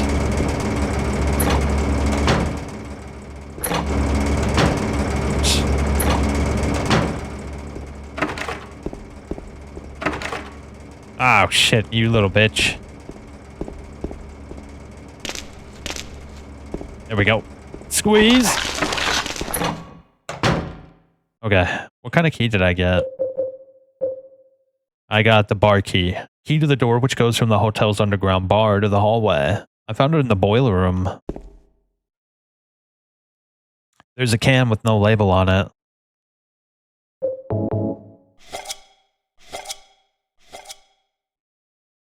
There's light bulbs in the can. Very interesting. Why are there light bulbs in the can?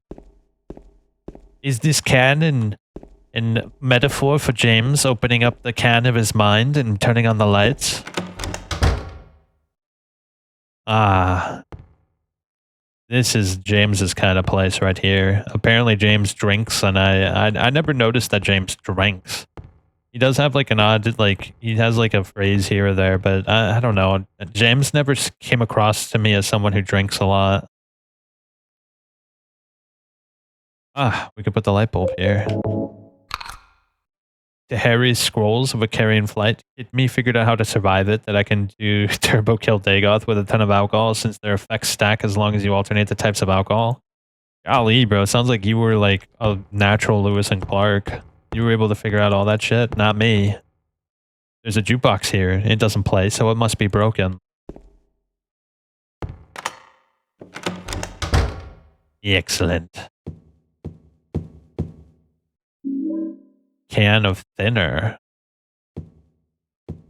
Was that always there? I don't remember that being there before. Oh, it's too dark. Too dark to read. Where was that? Oh, I remember where it was. Let me save first before I do anything. I don't want to have to do all that over again.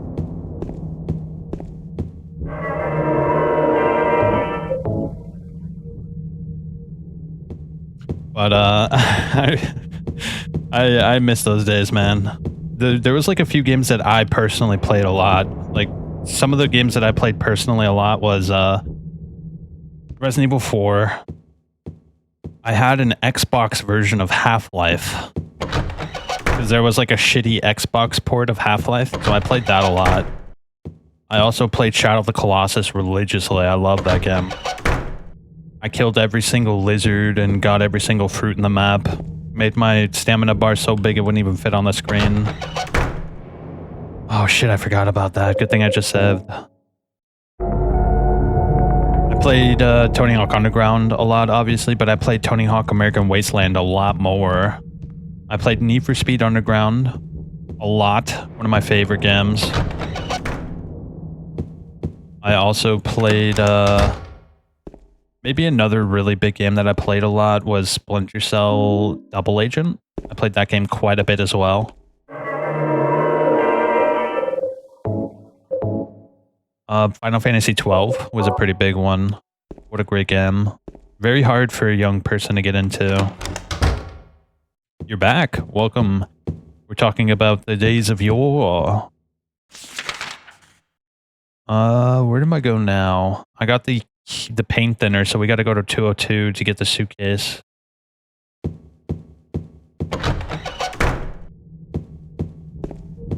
Def Jam was cool. I had a demo for Def Jam.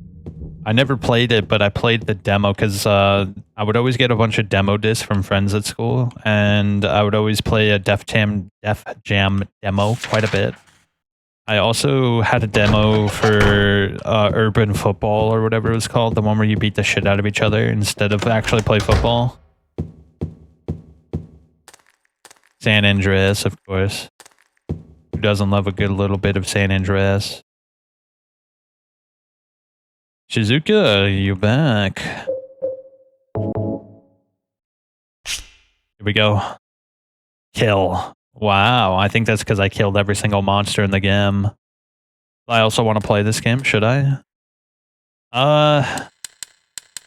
It's a little bit of a bitch to get set up without buying it, so I would just recommend watching someone play it.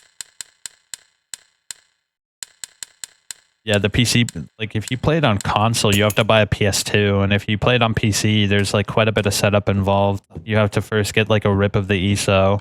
You have to get like a digital like disk drive. You have to put that ESO onto the digital disk drive, burn all the stuff off of the digital disk drive into your file directory. Then you have to download the enhanced edition, which allows you to take the digital disk drive directory onto like an actual, it converts it into an actual file directory rather than a disk drive directory, and then you have to take that mod and configure it. It's like a hassle, bro. It's a hassle, and if you're not computer savvy, it's not easy to do.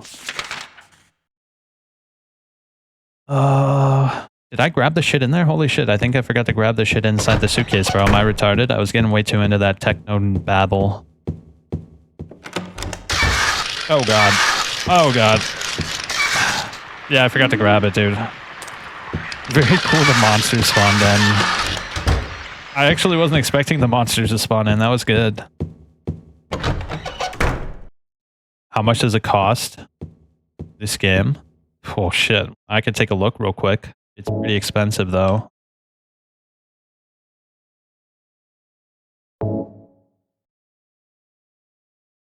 Oh, what the shit? Come on. Let me alt tab out, please. Let's see. Let's go to Amazon. So, Silent Hill 2 PC. Please. Oh my god, bro. What the shit?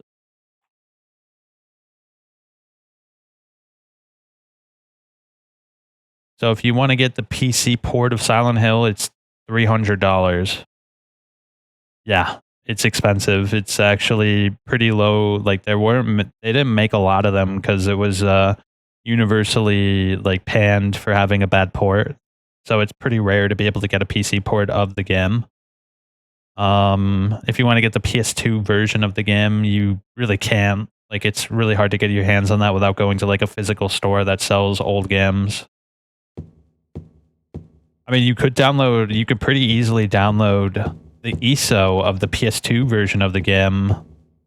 But if you want to find like a PC port of the game, because you can't use PS2 version of this game to use Enhanced Edition. Enhanced Edition only works for the PC version, so you have to find some old 2010 site that still has a rip of the PC port.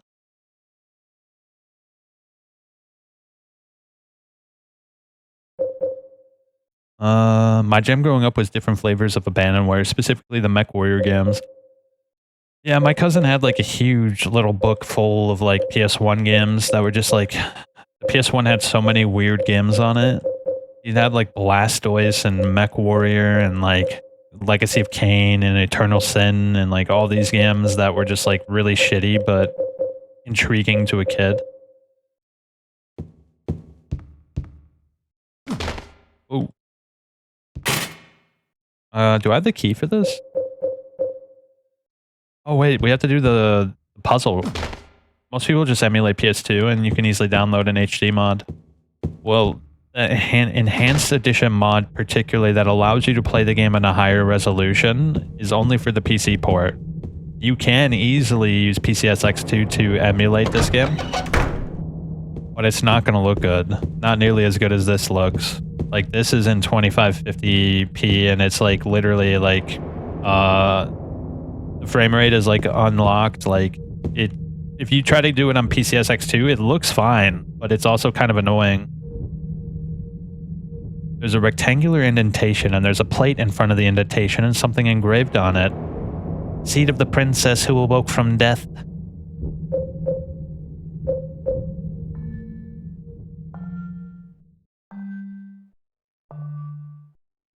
This doesn't sound quite right.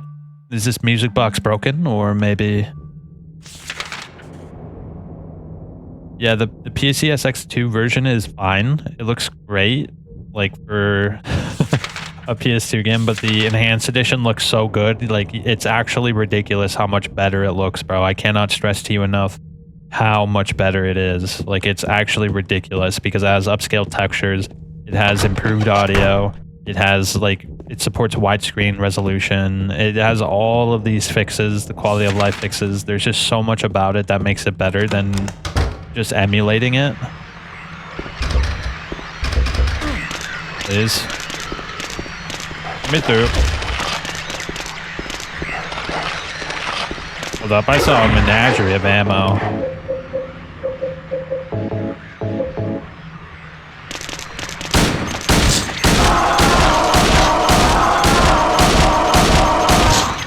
Honestly, bro, you'd be better off just getting like Resident Evil 4 emulated or something like that, or getting like the Steam re-release of Resident Evil 4. You're gonna have a lot more fun with it, and for a game like this, you can just watch like an extended play that doesn't have any commentary. Yeah, if you're not like computer savvy, it's just kind of annoying to get it set up. Like it's not hard per se, but if you're like tech illiterate, it's pretty hard. Oh shit, we can't go in there. So what am I missing? I'm missing something. I'm missing a music box, but I'm not quite sure. Oh, I gotta go back downstairs. That's right. Yeah, downstairs. I forgot about that.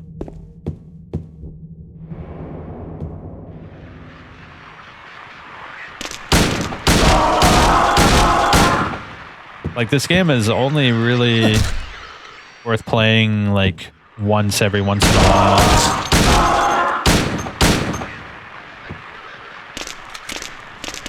We'll just do what I did and get the remake. Oh, the remake is great, bro. I actually really enjoyed the remake. I think the original is better, though. I think the original is better, and I have a few reasons for that, but I do like the remake as well.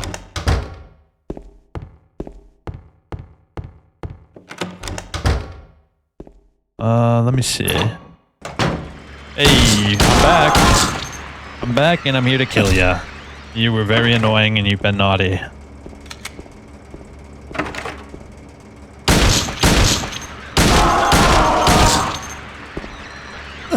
Hey, what the heck is with vampire franchises getting shafted? What happened to vampire franchises? Yeah, what's to do with the vampires?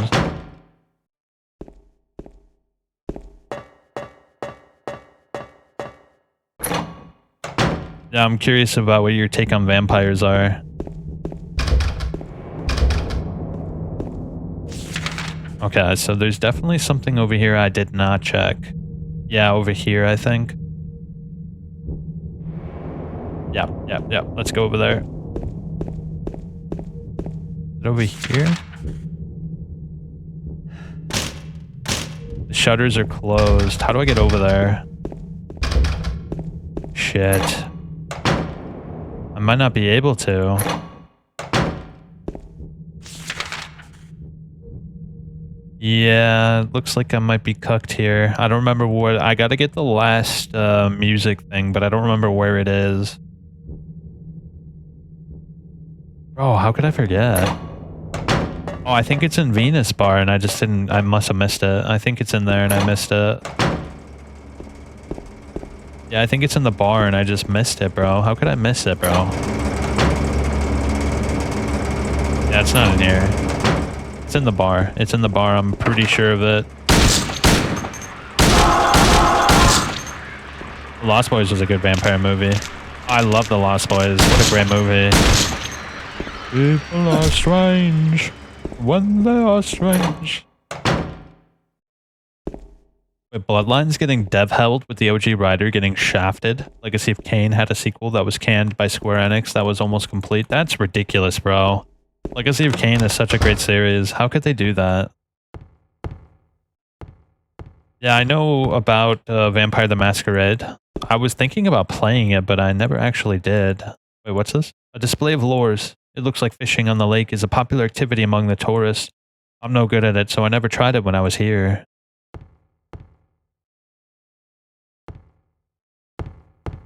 Maybe it's not in here. The counter. Mary and I shared some nice drinks together at this bar. Sometimes it seems like so long ago, and sometimes it's just as if it were yesterday.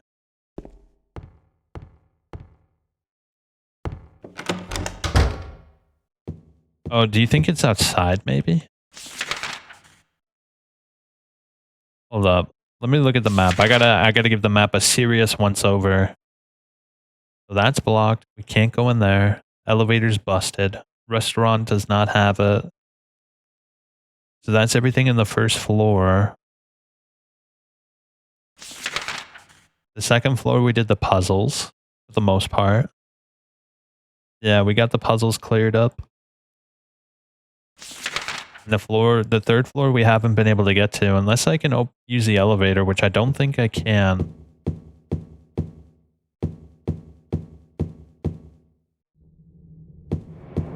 Was it outside, maybe? It might have been outside. Hold up, I could just look it up real quick to expedite this situation. So I have Little Mermaid, Cinderella, and then we need Sleeping Beauty. Yeah, let me look this up real quick.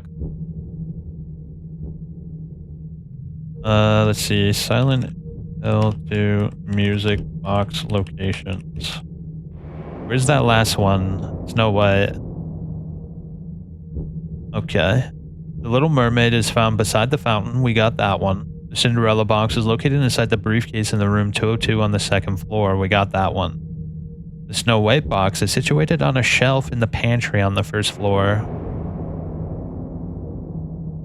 Each of these locations is thematically linked. Yeah. So it is on the first floor.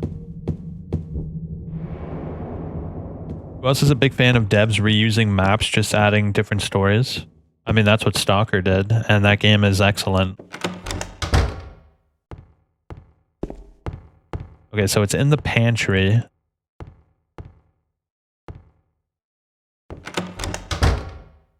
In the pantry.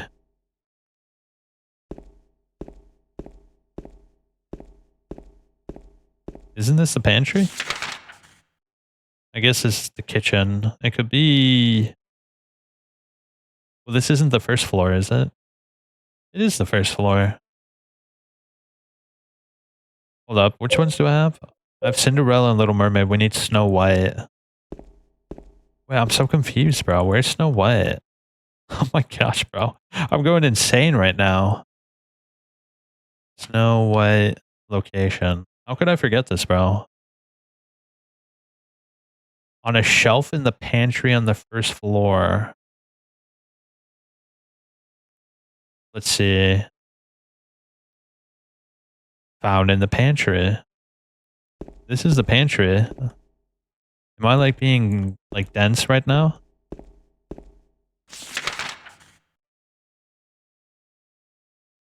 Hold up. Oh my gosh, it's over here. I'm stupid. That was below floor 1. Let's see, where's the pantry?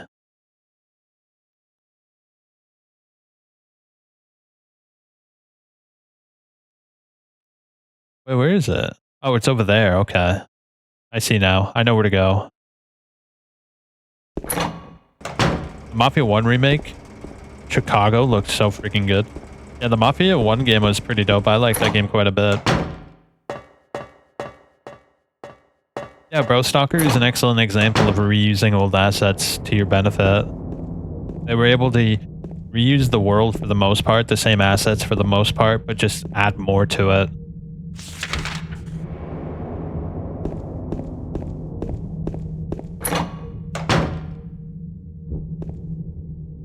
Okay, let's see. Oh, it's right there, bro. I did not see that. Also, interesting, it's right by the apples. That's kind of cool. Alright, now we can get the hell out of here, bro. I don't want to be here anymore.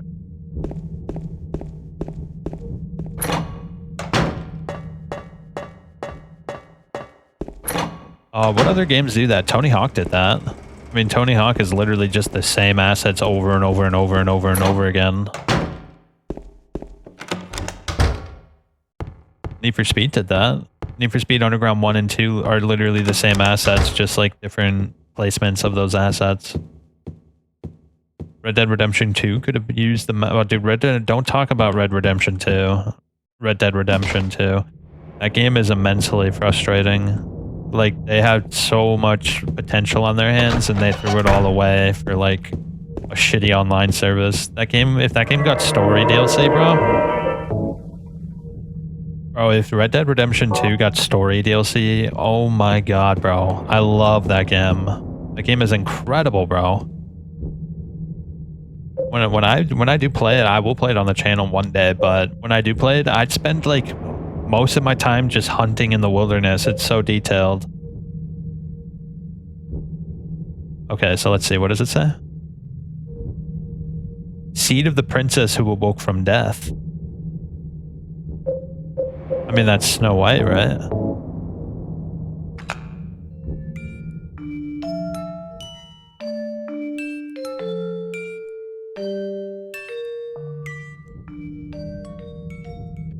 Well, if it's not Snow White, it's Cinderella. I always mix them up.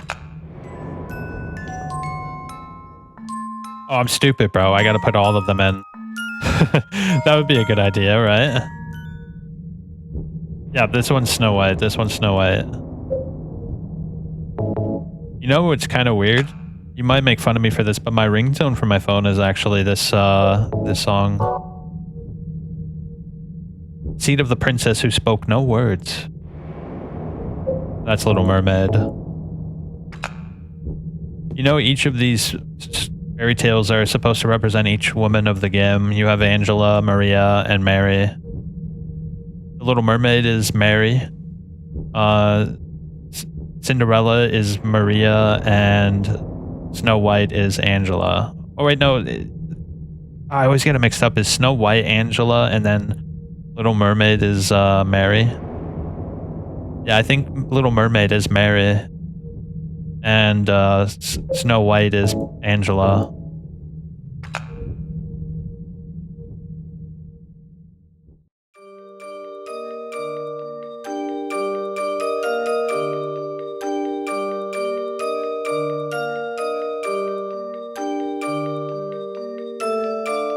Yeah, this is my ringtone to my phone. Am I weird? I might be weird, bro.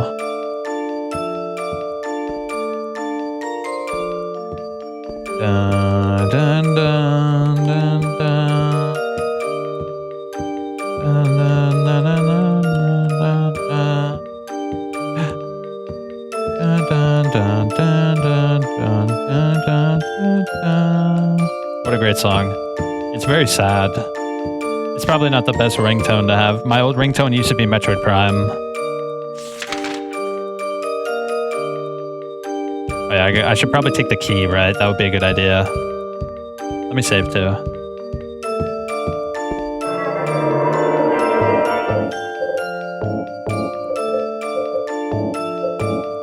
Yeah, my old ringtone used to be NES, what is it called? Oh, I always forget the name of the boss, but it used to be NES Metroid Prime. For some reason now it's that song. I don't know why. It's not appropriate. Every time I get a call, I get sad. My actual like message ringtone is, you know, when you play Metroid Prime and you scan something, and it's like, what does it go like? Data received. So every time I get a text message, you hear like the Metroid Prime noise where it's like data received. Excellent. Now we can finally get to shit. This is one of my favorite sections, by the way, and it's not in the remake, and I'm very disappointed by it. Well, actually, it's after this part. The observation room. I think we all know what's in there, right? Luckily, we don't have to see. James can be spared just this once. 313. This is the room. Let's find out the truth. Oh wait, is it not that room? Am I retarded, bro? Oh, it's 312. Purple.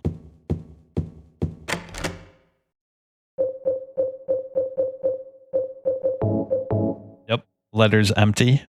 James got Laura's letter, which obviously definitely tells him exactly when Mary died, which was literally less than a week ago.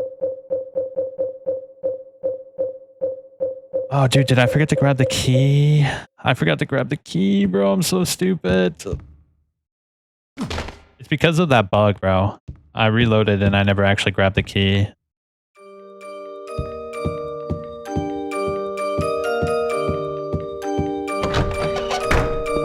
Dun, dun, dun, dun, dun, dun, dun, dun, dun. Wait, where is the key? Is it back here? Oh my god, dude. Oh, there it is. Oh, right there. There you go. Alright, now we're good. Let's go.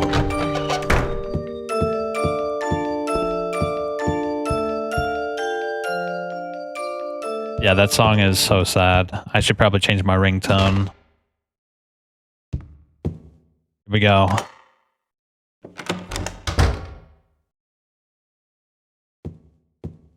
You know, this is probably the most well-kept room in all of the game. This room is, there's no dust. Everything is in its right place. It's literally perfectly preserved from when they lived, when they honeymooned out here. There's nothing interesting on the memo book. I love the white light motif, where it feels like salvation is just beyond the doors, if only you can open them. Or like heaven is beyond the doors, but you can't quite reach it because you're not ready. One of my favorite motifs. A lot of animes use it too, which is kind of funny, but it's, I don't know, there's something so intriguing about it.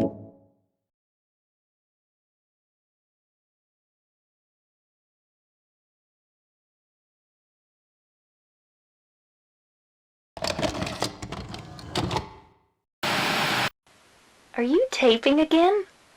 Come on. I don't know why, but I just love it here. It's so peaceful.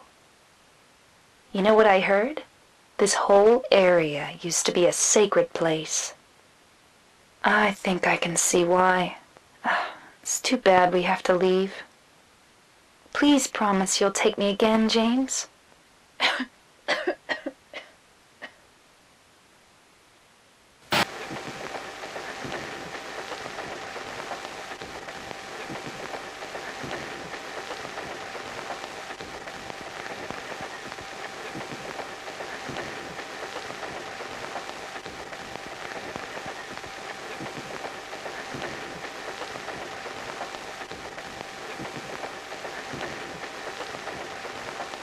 I think the detail of him kissing her before he does it is like a really good detail.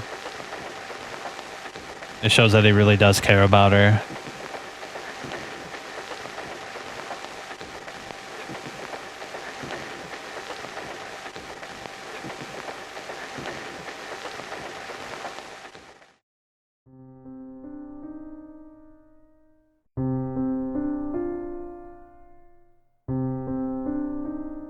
Session 9.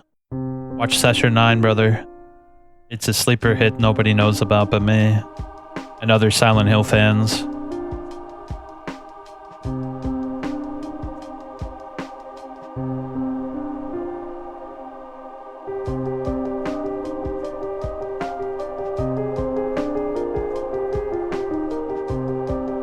Jacob's Ladder.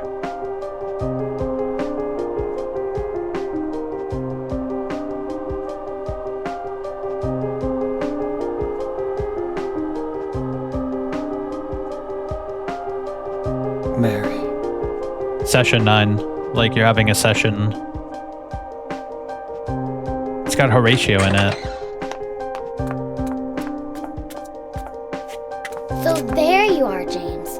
Did you get the letter? Ah, Did you dude. find Mary? I'm gonna cry. Let's get going already. Or Okay? Laura. Yes, Session 9 from 2001. Laura.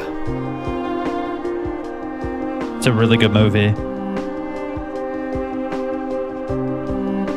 Mary's gone. She's dead. If you're looking for creep factor, it's at Liar, 11. that's a lie! No, that's not true. She died because she was sick? No. I killed her.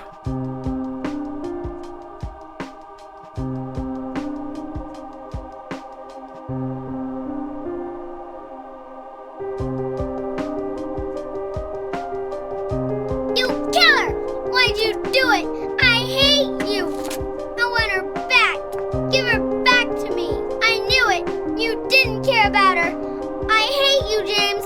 I hate you! I hate you! I hate you!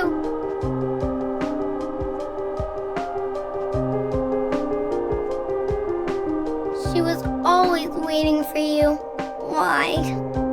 Why?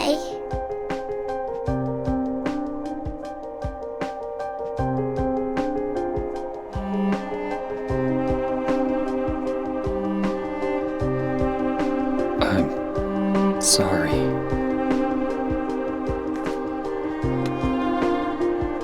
The Mary you know isn't here.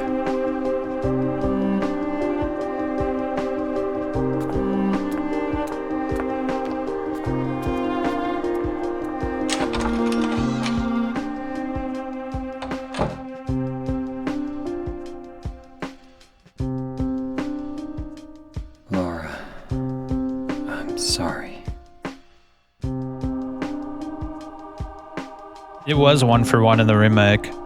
But I think the original Laura actually had more of a childlike innocence to her than the new one.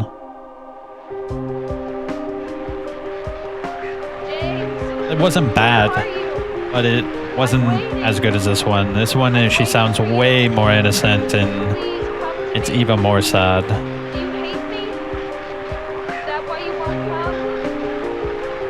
That voice.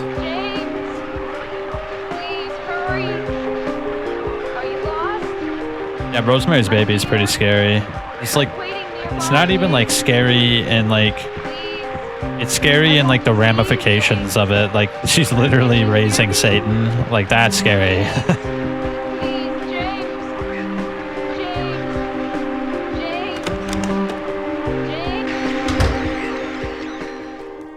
Alright, this is not in the remake. This is one of my favorite sections, the Lakeside Hotel Otherworld. Not only is this song not in the remake, but also the vibes are off because the other world in the remake is like orange and bright, and it feels like sunset rather than dark, dreary, moldy, waterlogged, like sickly. This part was completely botched in the remake. I did not like it one bit. I hated it, in fact. Also, the door puzzle. Door puzzle isn't in the remake either, and that's one of my other favorite puzzles. The doors that teleport you around like you're lost in confusion.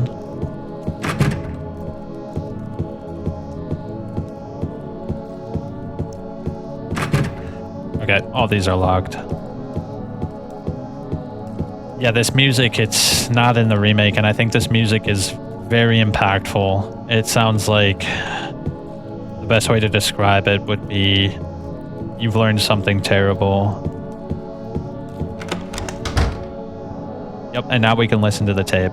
Luckily, the tape is in the remake, which is good. You know, I think one of the big drawbacks of the remake is that it's too long. One of the greatest parts about this is this game is only like 6-8 hours. You must be joking. I'm very sorry. But you're a doctor. It's your job to heal people. How can you just let her die? Please, calm down. As her doctor, I promise I'll do what I can. But there's still no effective treatment for her condition. How long does she have? I'm afraid I'm not sure. 3 years at most. Perhaps 6 months. It's impossible to say with certainty.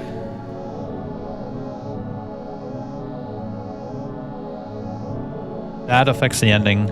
If you choose to listen to that or not, it affects the ending. Yeah, dude, how could they not have this song in the game, in the remake, bro? I think the song is one of the more emotional songs. I don't know what it is about it, but it makes me feel like incredibly sad, and it kind of puts me in James's shoes almost. Something about it is just like so incredibly sad. Yep, see, we're at the teleporting doors now. But you see how it's like waterlogged? It's like gray and slightly green, and like this is James's otherworld. It's not Alyssa's otherworld. It's not Heather's otherworld. It's very particular to James. It's like sickly. There's water everywhere. It's old and musty. Like it's sickly like Mary. But in the remake, it's literally just like the movie. I don't like that. It's like taking someone else's personal demons and just grafting it onto James. It just feels wrong, doesn't it? Oh shit. See, this is also why I like the puzzle, because this puzzle is truly like disorienting. And that's how James feels right now. He's disoriented. He just got sucker punched by the truth of what he did.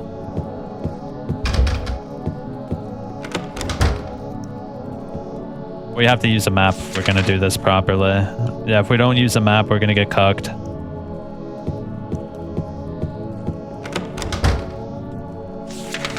Okay, so we gotta go through the last door on the right. Okay, so now, yep, we're on the other side now. Let's check 216.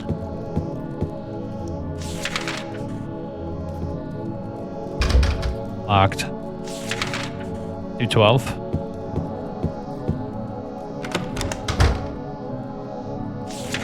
Okay, that just sent us back. I think we could literally just leave. You see how it's like getting worse and worse? It's not like your basic other world. It's like very particular to James's inner feelings and thoughts. And I think they botched the other world in the remake.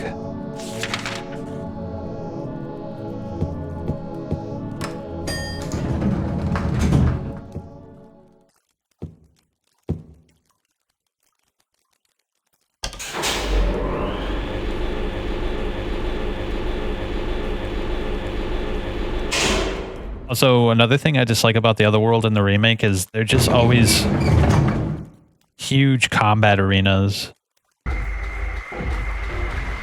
Oh god. Hold up, let me check the other doors just to be sure. Okay, there are no other doors.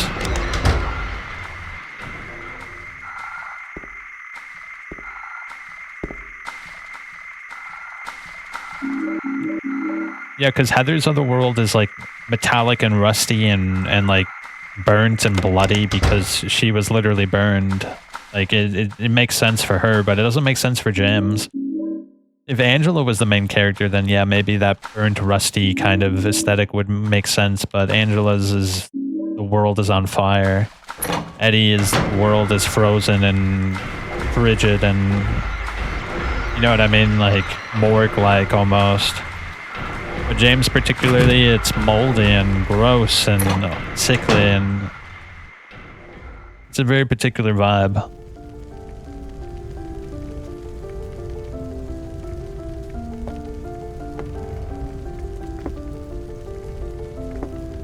One of the best cutscenes in the game, in my opinion.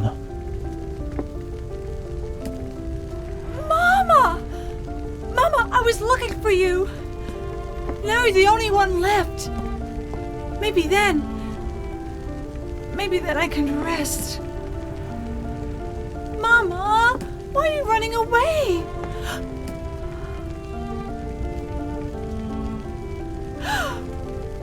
You're not my mama. It's you. Oh, I'm sorry. Angela, no.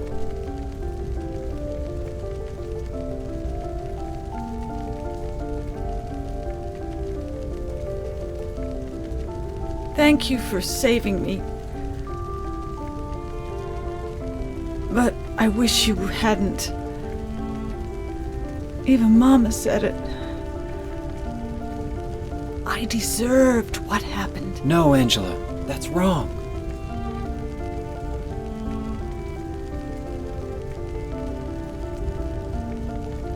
No, don't pity me. I'm not worth it.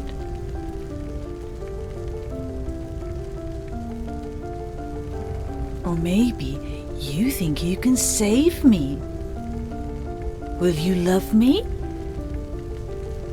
Take care of me? Heal all my pain?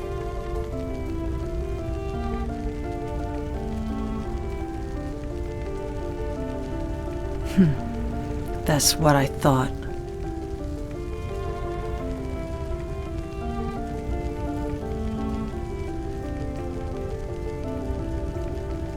James, give me back that knife. No, I won't. Saving it for yourself? Yeah, I saw it. Me? It's a very fun movie. I'd never kill myself.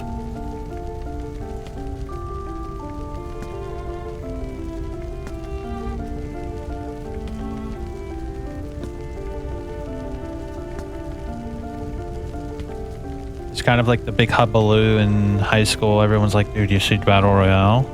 Everyone was like talking about it. It was like kind of like a secret, It's hot an as open hell in secret. here.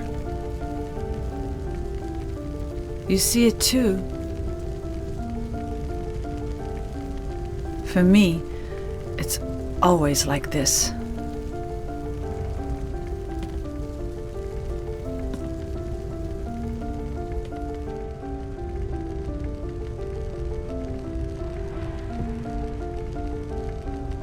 Oh man, poor Angela. Yeah, and that picture is very obviously her father and her brother. It's also interesting that she says her mother chastised her for surviving.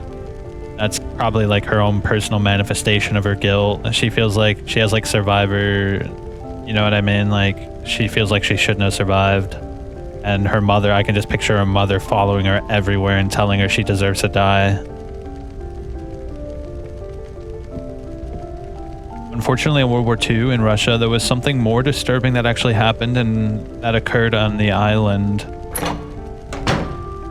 Yo, that sounds crazy, dude. Is that like a secret conspiracy? I'd love those, bro. Yo, this song sounds weird. Holy shit.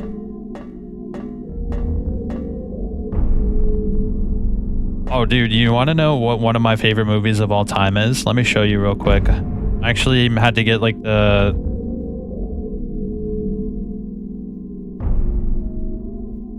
yeah, let me pull it up real quick and show you.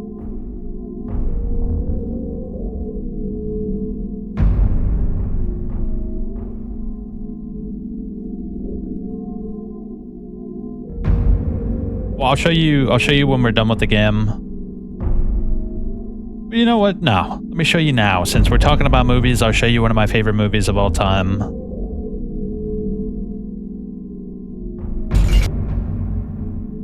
Alright. Let me,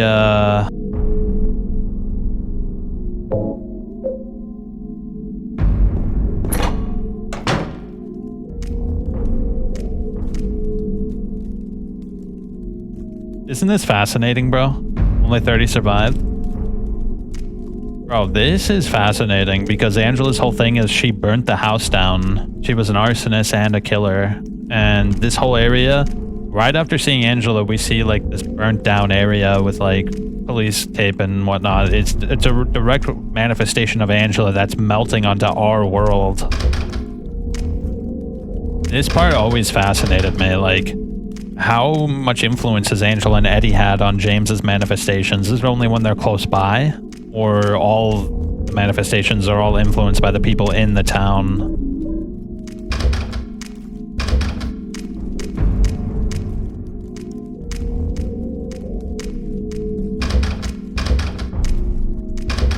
Everything is locked except for where we need to go. Yep.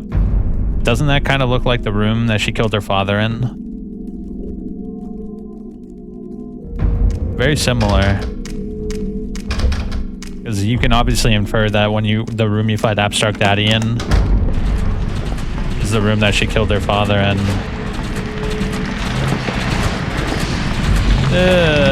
Get out of here.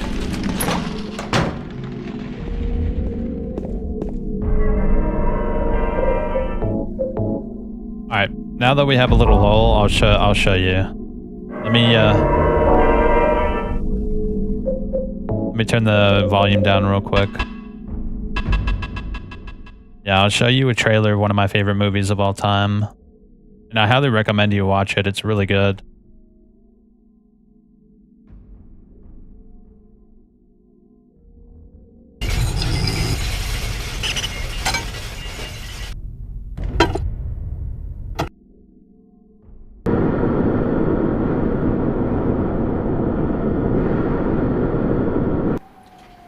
安川さん、こういう傷口、今までにご覧になったことありますか？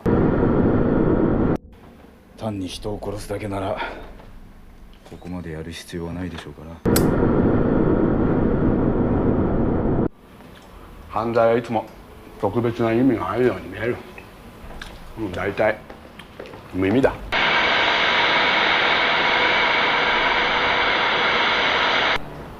ちょいと魔が差して刃物を振り下ろした。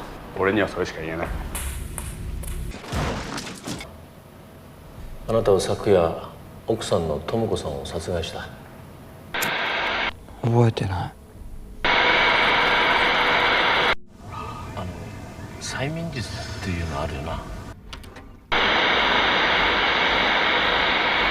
催眠暗示か。先生の中にあるものが俺には見えるんだよね。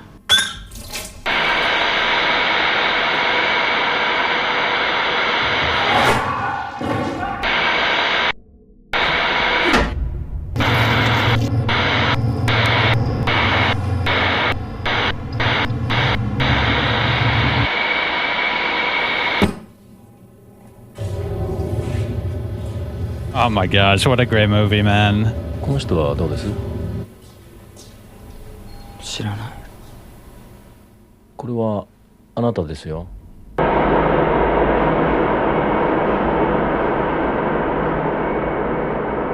Ooh, what a movie, bro. It's an excellent movie. It's an excellent movie by a master of not only horror, but cinematography, Kiyoshi Kurosawa. Yeah, watch it. If you haven't seen it, watch it, dude. One of my favorite movies. It's in my top 5. I know it's saying a lot to put it in your top 5, but it's literally like right up there. Excellent movie. Highly recommend. All right. Looks like we're about to fight Pyramid Head. Let's do this.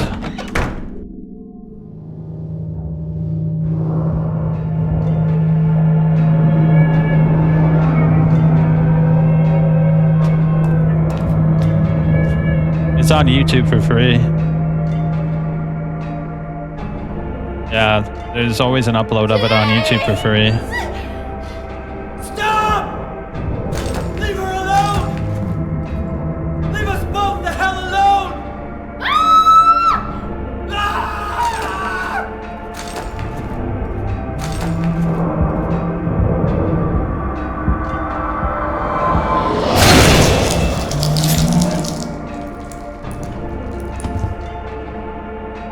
Yeah, the second Pyramid Head is born after you kill Eddie. So each Pyramid Head represents someone James has killed personally. The whole game there's only one, but the moment you kill Eddie... I was weak. That's why I needed you. Needed someone to punish me for my sins. But that's all over now. I know the truth. Now it's time to end this. Yes. So this is another one of those fights that's on a timer, and the more damage you do, the faster the timer goes.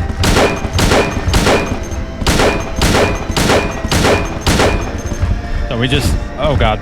Oh god, I'm gonna die. I'm gonna die. Let me heal. That would be a good idea. I like the music too. I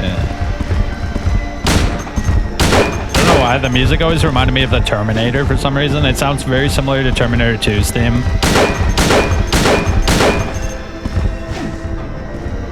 Doesn't it sound similar to Terminator 2 theme?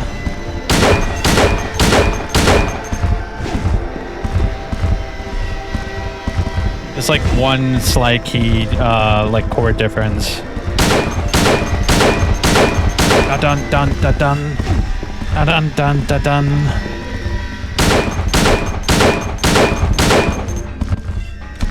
Oh shit. Can't move when you're reloading. I mean, you could reload through the inventory, but it's too potent.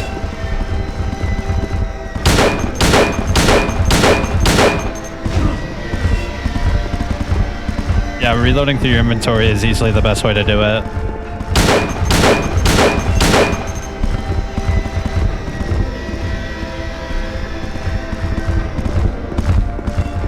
Pyramid Head is invincible. The only way he dies is by killing himself, and it represents James killing his guilt.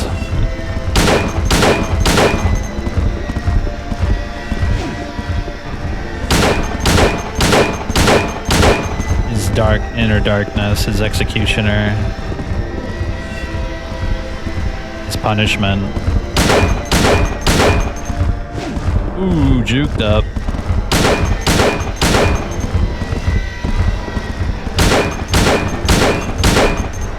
They're chunky. If you don't do any damage to them, this fight will last a very long time.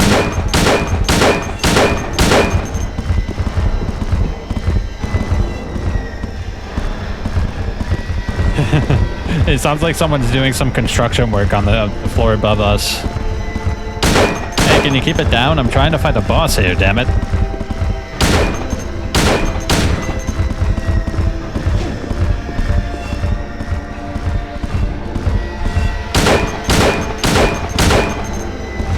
Ooh. I mean, you could use a shotgun, but the shotgun, like, you have to stand still for quite a while. Yeah, to get any shot off with the rifle or the shotgun, you have to stand still for a really long time. I usually always use a handgun on this fight.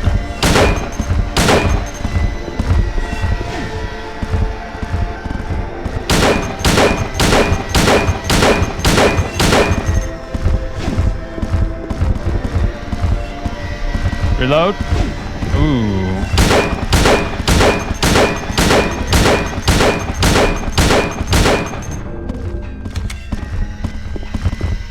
Hold up, hold up.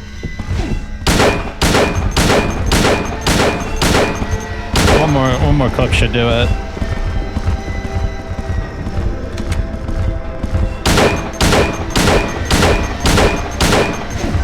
No? Oh shit. You almost killed me.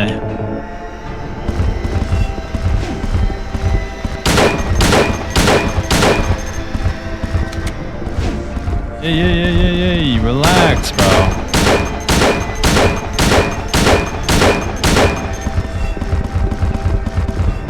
Yeah, I don't know why they allowed you to reload an inventory for free. I think that makes it way too easy. Even on hard mode, it makes it trivial. But when you actually have to reload real time, it makes the fight a little more, like, dynamic. You have to, like, plan out. You have to, like, get distance between you to reload. But if I just go to my inventory and, like, reload, it's, like, too easy. Because there's no consequence of doing it, and it's just full up handgun, bro.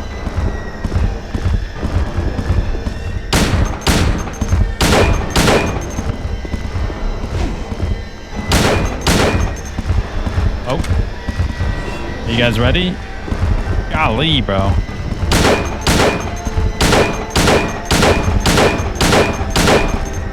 It looks like he's wanting to go.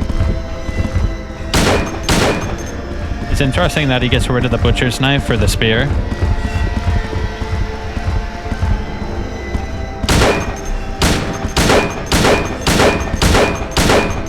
There we go. Junky little mother.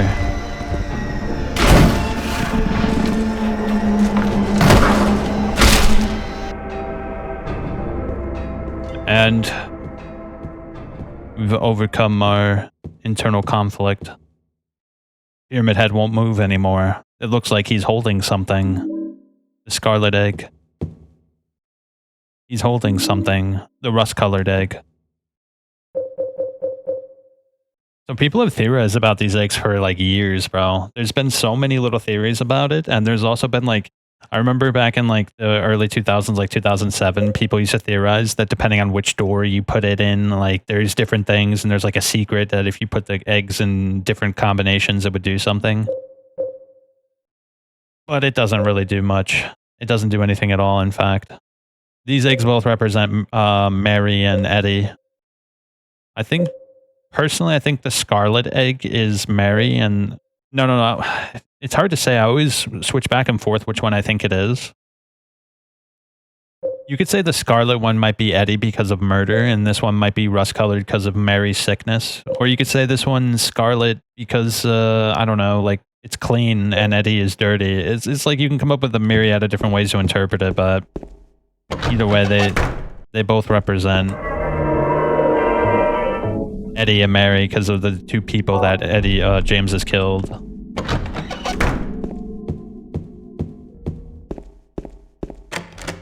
Yeah, in order to open the door, you have to put an egg on the door. And people used to be like, well, if you put this egg there and then you go through this way and that way, put one egg through one door and come back and put another egg on this door. People would always theorize, like, what's the purpose of these eggs? And it's merely symbolic.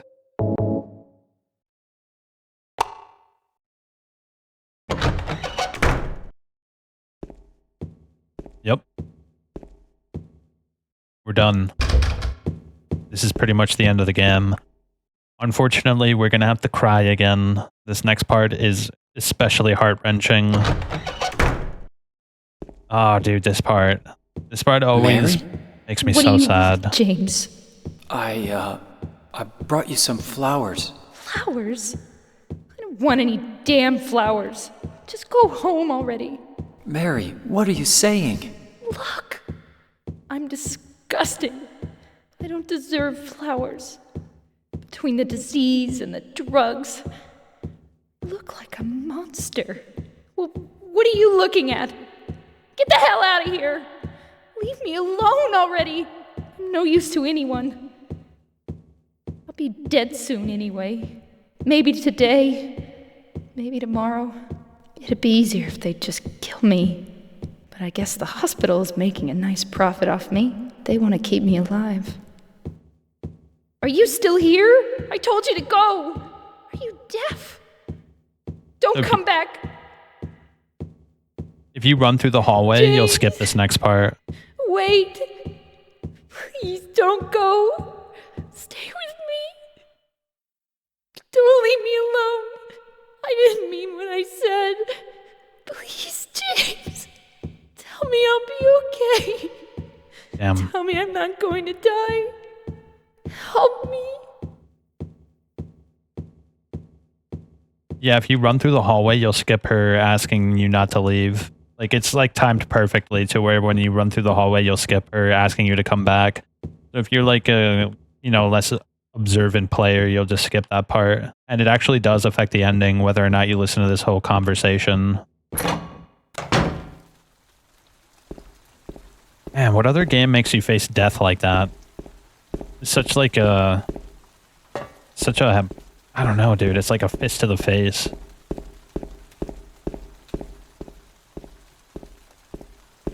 I can't think of any other game that makes you face death in such a, like, it just confronts you. It's like, this is what's gonna happen to you.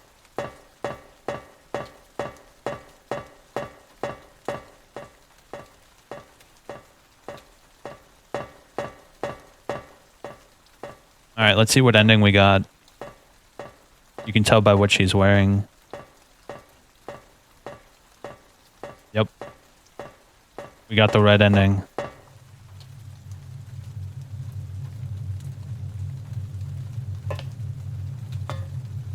Mary?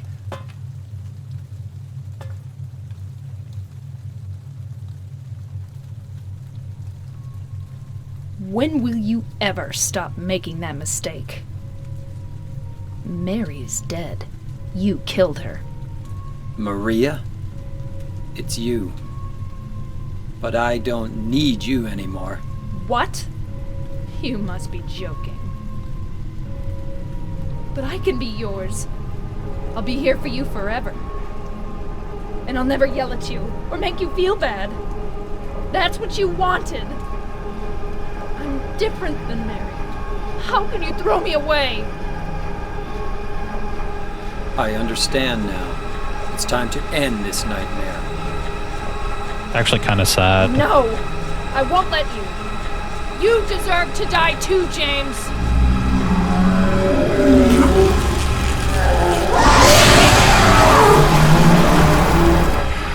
Maria's like an unwitting participant in this whole thing, and it's kind of sad, isn't it? Yeah, get off of me. Shit. Let me get out a real gun now. Yeah, it's time we take out the big guns. Oh god. Oh.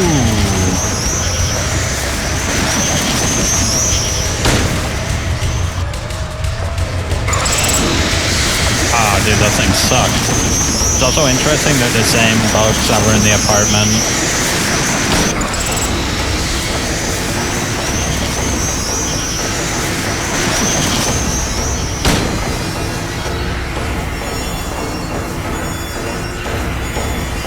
Reload.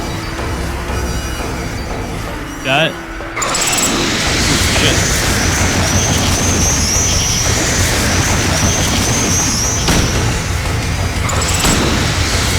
No! They got me. I got greedy.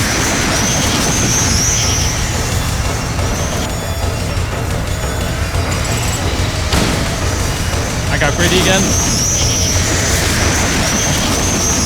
I gotta stop getting greedy, bro. She's gonna kill me.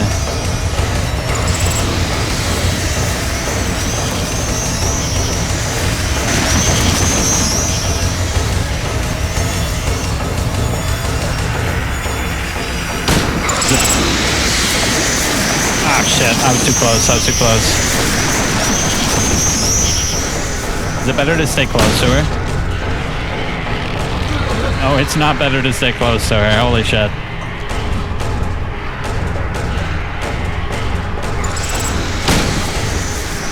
Oh, shit. It takes so long to put the gun away.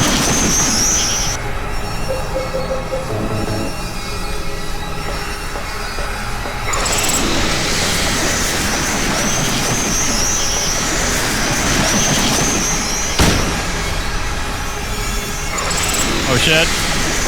Run!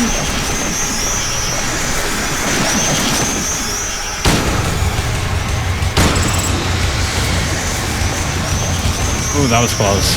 That was really close. Holy shit.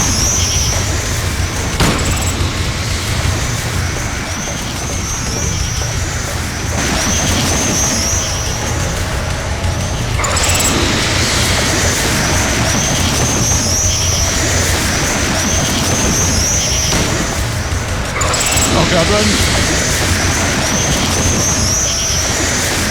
Ah shit, I thought they would fly away. Oh shit. Man, dude, this fight is so loud.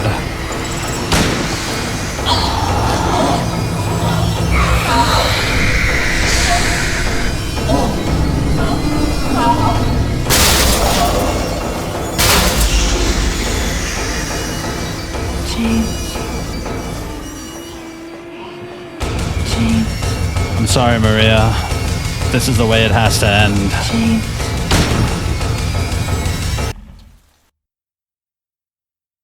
Oh, dude, this part. My favorite cutscene in the whole game.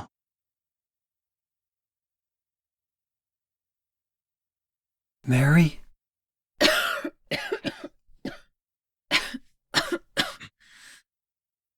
James. The song is called Making Peace. Forgive me.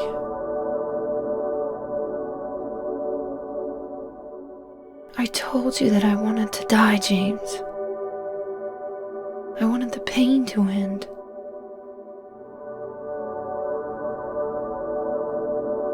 That's why I did it, honey.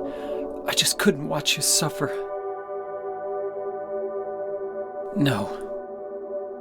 That's not true. You also said you didn't want to die. The truth is, I hated you. I wanted you out of the way. I wanted my life back.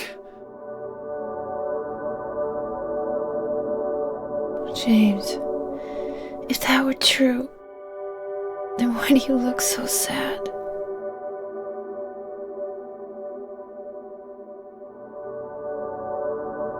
Mary? James. Please. Please do something for me.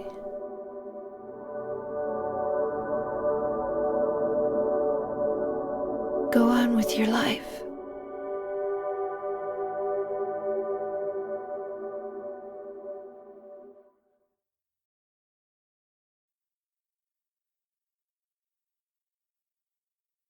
In my restless dreams, I see that town. Silent Hill. You promised you'd take me there again someday. but you never did.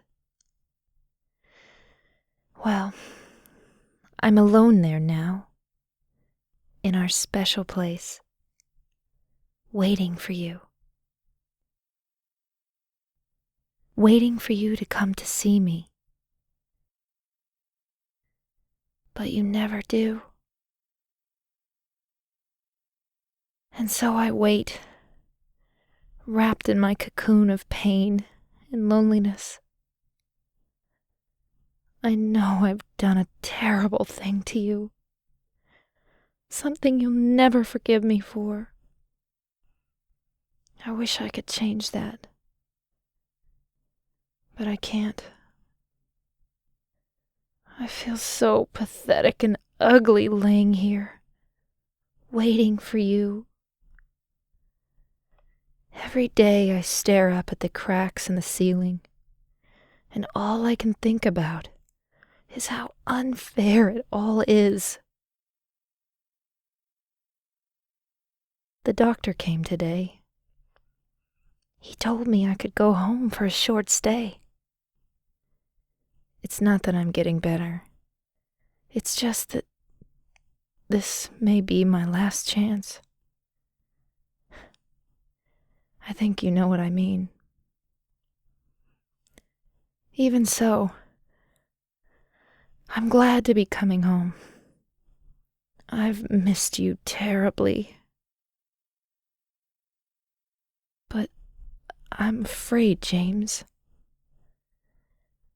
I'm afraid you don't really want me to come home.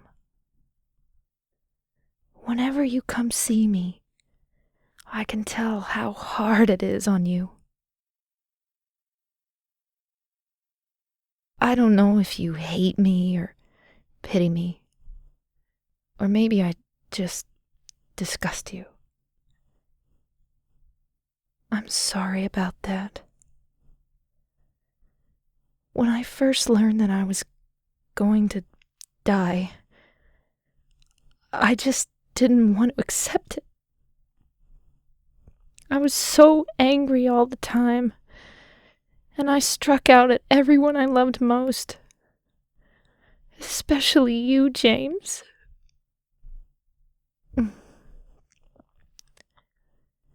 That's why I understand if you do hate me. But I want you to know this, James. I'll always love you. Even though our life together had to end like this, I still wouldn't trade it for the world. We had some wonderful years together.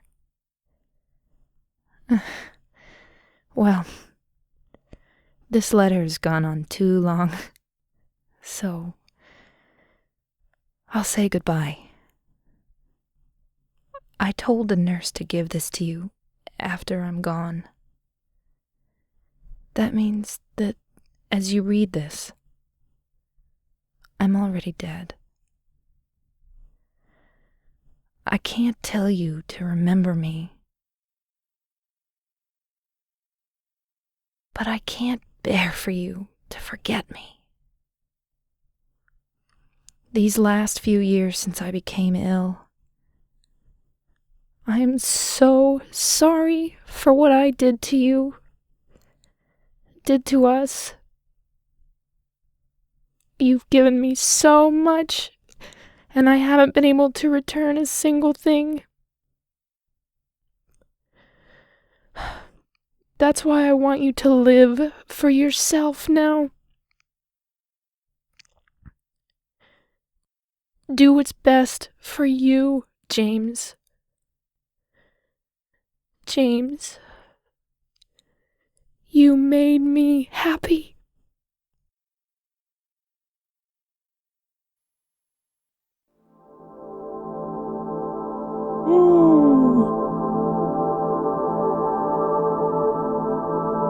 Man, what a great voice actor, man. You can hear her swallowing her tears, stopping to breathe. Ooh. That's like a masterclass in acting.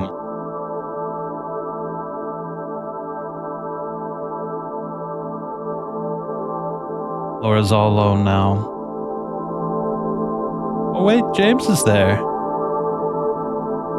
Yahoo!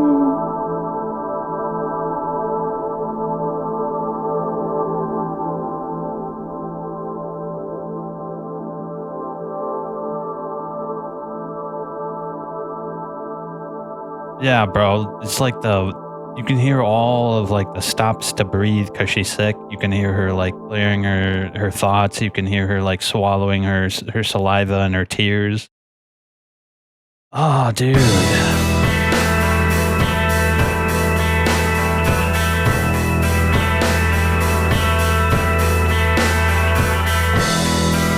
Like in the remake, it's good.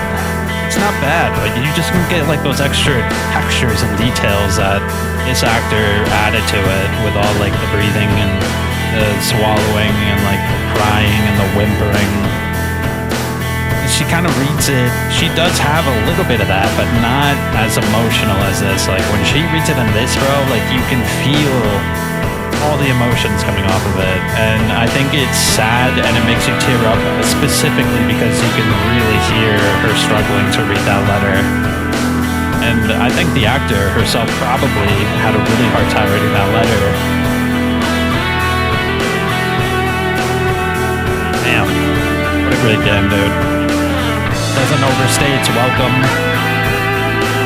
You get in, you go through a few places, you go to apartments, Brookhaven, Historical Society, Hotel, it's done. 5-6 hours, depending on how good you are at games. Concise, it's the job done, conveys its message. I think the remake was too long, bro. Remake, when I took my time to look at all like the lore and the details on my playthrough, it took like almost 18 hours to get through. It took me like a whole week to get through it, but with this game it took me 2 nights, 4 hours each, and I stopped to smell the roses too, so. And I like the remake, dude. I think the remake has a lot to like about it, but this game is just,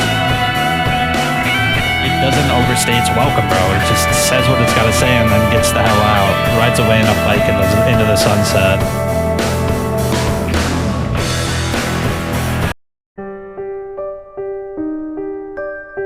Silent Hill 2 was originally developed by Konami Computer Entertainment Tokyo. Silent Hill 2 Enhanced Edition was a project developed by Aero, Andre, Big Man Japan, Bellic666, Alicia. I'm not going to read all those names. I'm going to be real, I'm not going to read them all. That's a lot more names than I thought. Big Boss. Someone's a fan of Metal Gear Solid 3. Wow. They got all sorts of localizations as well. Yeah, Enhanced Edition is excellent, bro. Like, you really can't appreciate it unless you play it yourself, because obviously YouTube compresses the video. It also has a lower frame rate. Like, it's obviously not on a big monitor.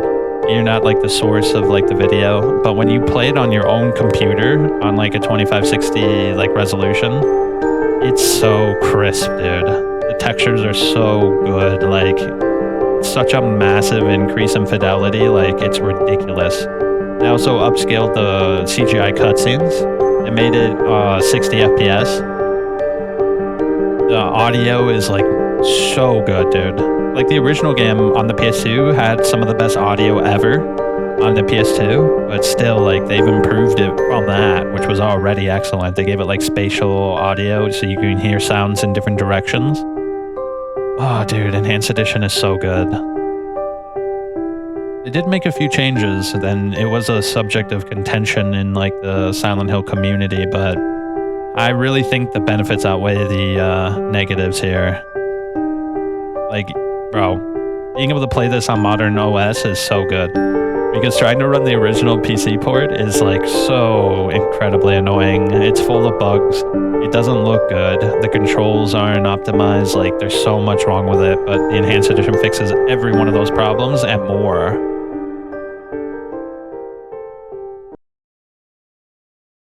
Look at that. We got the leave ending. To be fair, I don't think you can get any other ending. Let me look that up real quick. I want to be sure. Silent Hill 2, PS2. Can you get any other ending your first playthrough? The original players can only unlock one of the 3 main endings in water. Oh, so you can. The endings are determined by a point system influenced by the player's actions, such as how much time was spent with Maria, health management, and combat choices.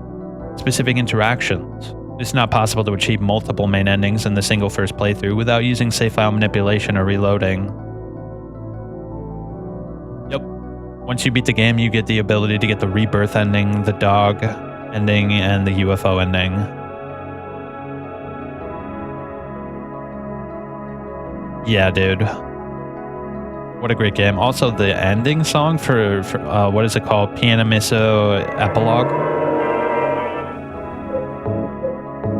What a great game, dude. My god. I love Silent Hill. Silent Hill 4 introduced me to the series, but Silent Hill 2 made me never forget the series. I love Silent Hill 4, by the way. It's probably my favorite one. Also, going into Born from a Wish here is so good. We can watch a little bit of the movies. There's a few things here, like the E3 2001 trailer. James, honey. You all remember E3? It was like a big thing on G4 we would all watch every year. Yeah, I feel bad for Maria. She's like an unwitting participant in the whole thing, and she's kind of at James' beck and call, and she's like a prisoner to James's. So forgetful. Remember that time in the hotel? That's what makes Born from a Wish so sad, because it's all about her coming to the realization she has no choice in any of her actions. It's all preordained by James. Like, she tries to kill herself at the end of Born from a Wish, but she can't because she has one specific purpose.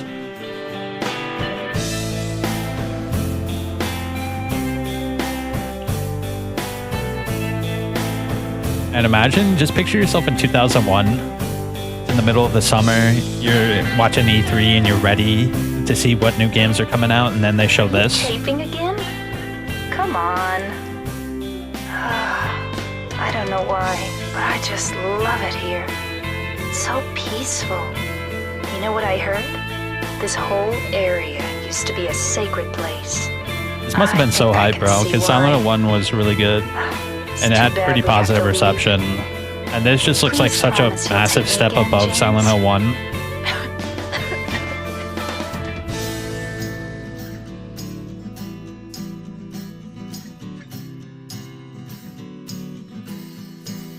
I could just see Masahiro Ito doing that shit in the mirror. I've seen that documentary like 100 times, and every time I see this scene, I just picture Masahiro Ito like looking at himself in the mirror and touching his face.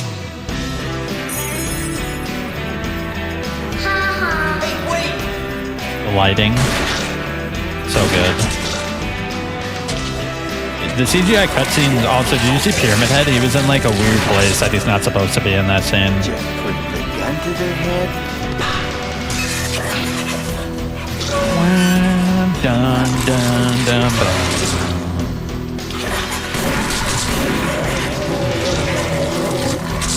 The gun noise was different too. Bro, I bet you everyone who was watching this trailer were like, you can get a chainsaw! What do you mean, anyway? You don't sound very happy to see me. What do you mean, just for that? Eddie, you can't just kill someone because of the way they looked at you. Well, yeah? Why not? Why didn't you try to save me? All you care about is that dead wife of yours. Damn, this trailer's pretty hype, bro. Holy shit. Like that stupid dog. He had it coming too.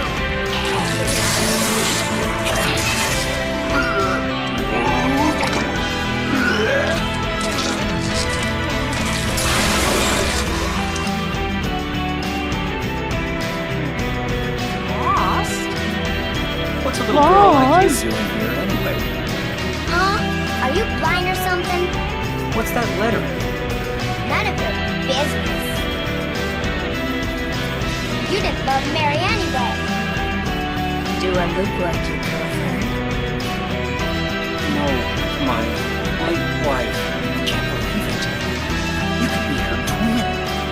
The CGI cutscenes are so good because they had to hand animate all their facial expressions. It probably took literally like weeks, bro. I don't look like a ghost, do I? Just picture a guy in a room for like weeks upon weeks, just like slowly changing the facial expressions. Every day he would come into work and just slightly get a little bit of the cutscene done.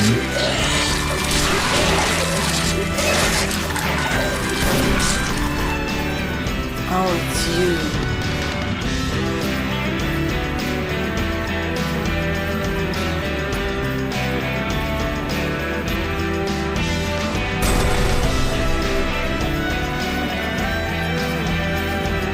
The long-ass trailer, by the way. I mean, E3 back in 2001 wasn't really a cultural thing. At that point, it was mostly just for like journalists and developers. So they did show off a lot more of the games back then, and it only really became popular when G4 became a big thing in like 2004. All these monsters around? No, I just...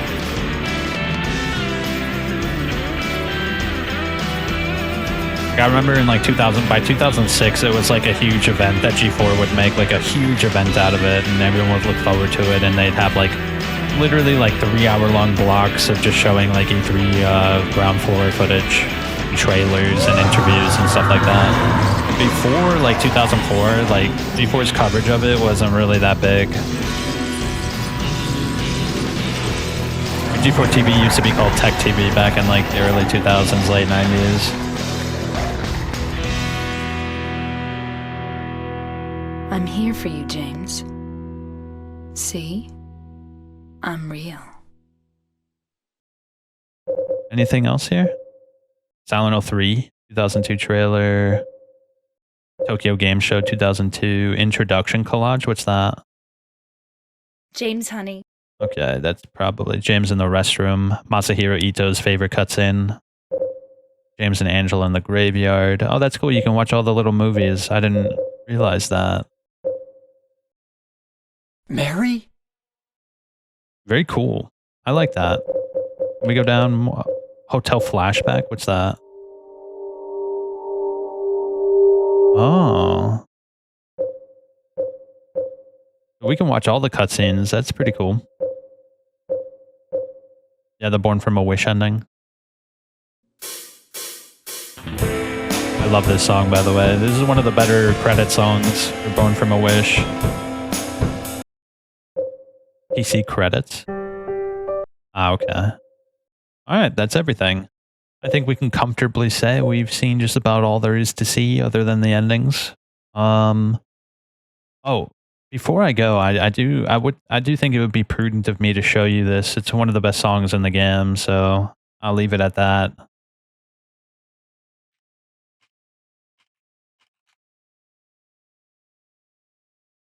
Alright, let me switch the scene real quick.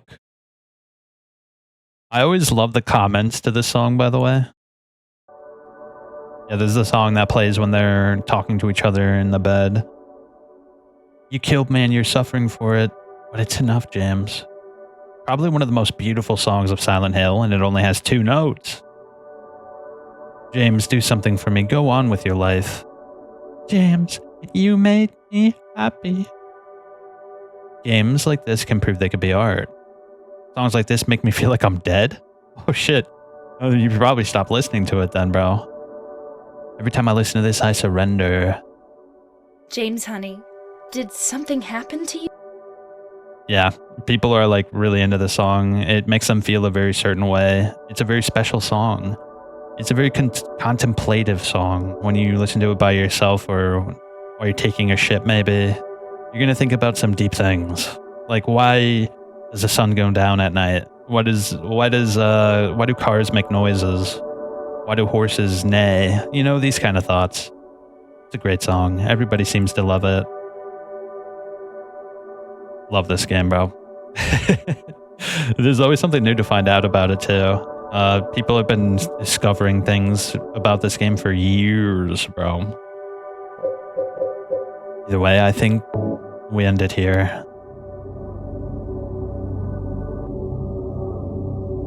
Look at that. Our Halloween special, I'd say, was a booming success.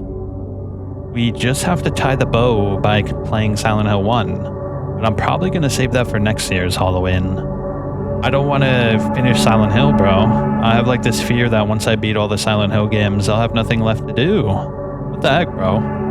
The whole reason I started this channel is because of Silent Hill 2 Remake. I was playing through and I was like, man, I should make videos, bro. And the first game I played on the channel was Silent Hill 2 Remake. Yeah. So Silent Hill 2 Remake, as many problems as it has, is also special in that way. Either way, I'll be back next time. And for those on the stream, if you want to stick around a little bit, I'm going to check out Road to Vostok. It should be fun. We'll play it for like maybe maybe an hour or so. For those on the recording, I hope you have a great night, and I'll see you next time.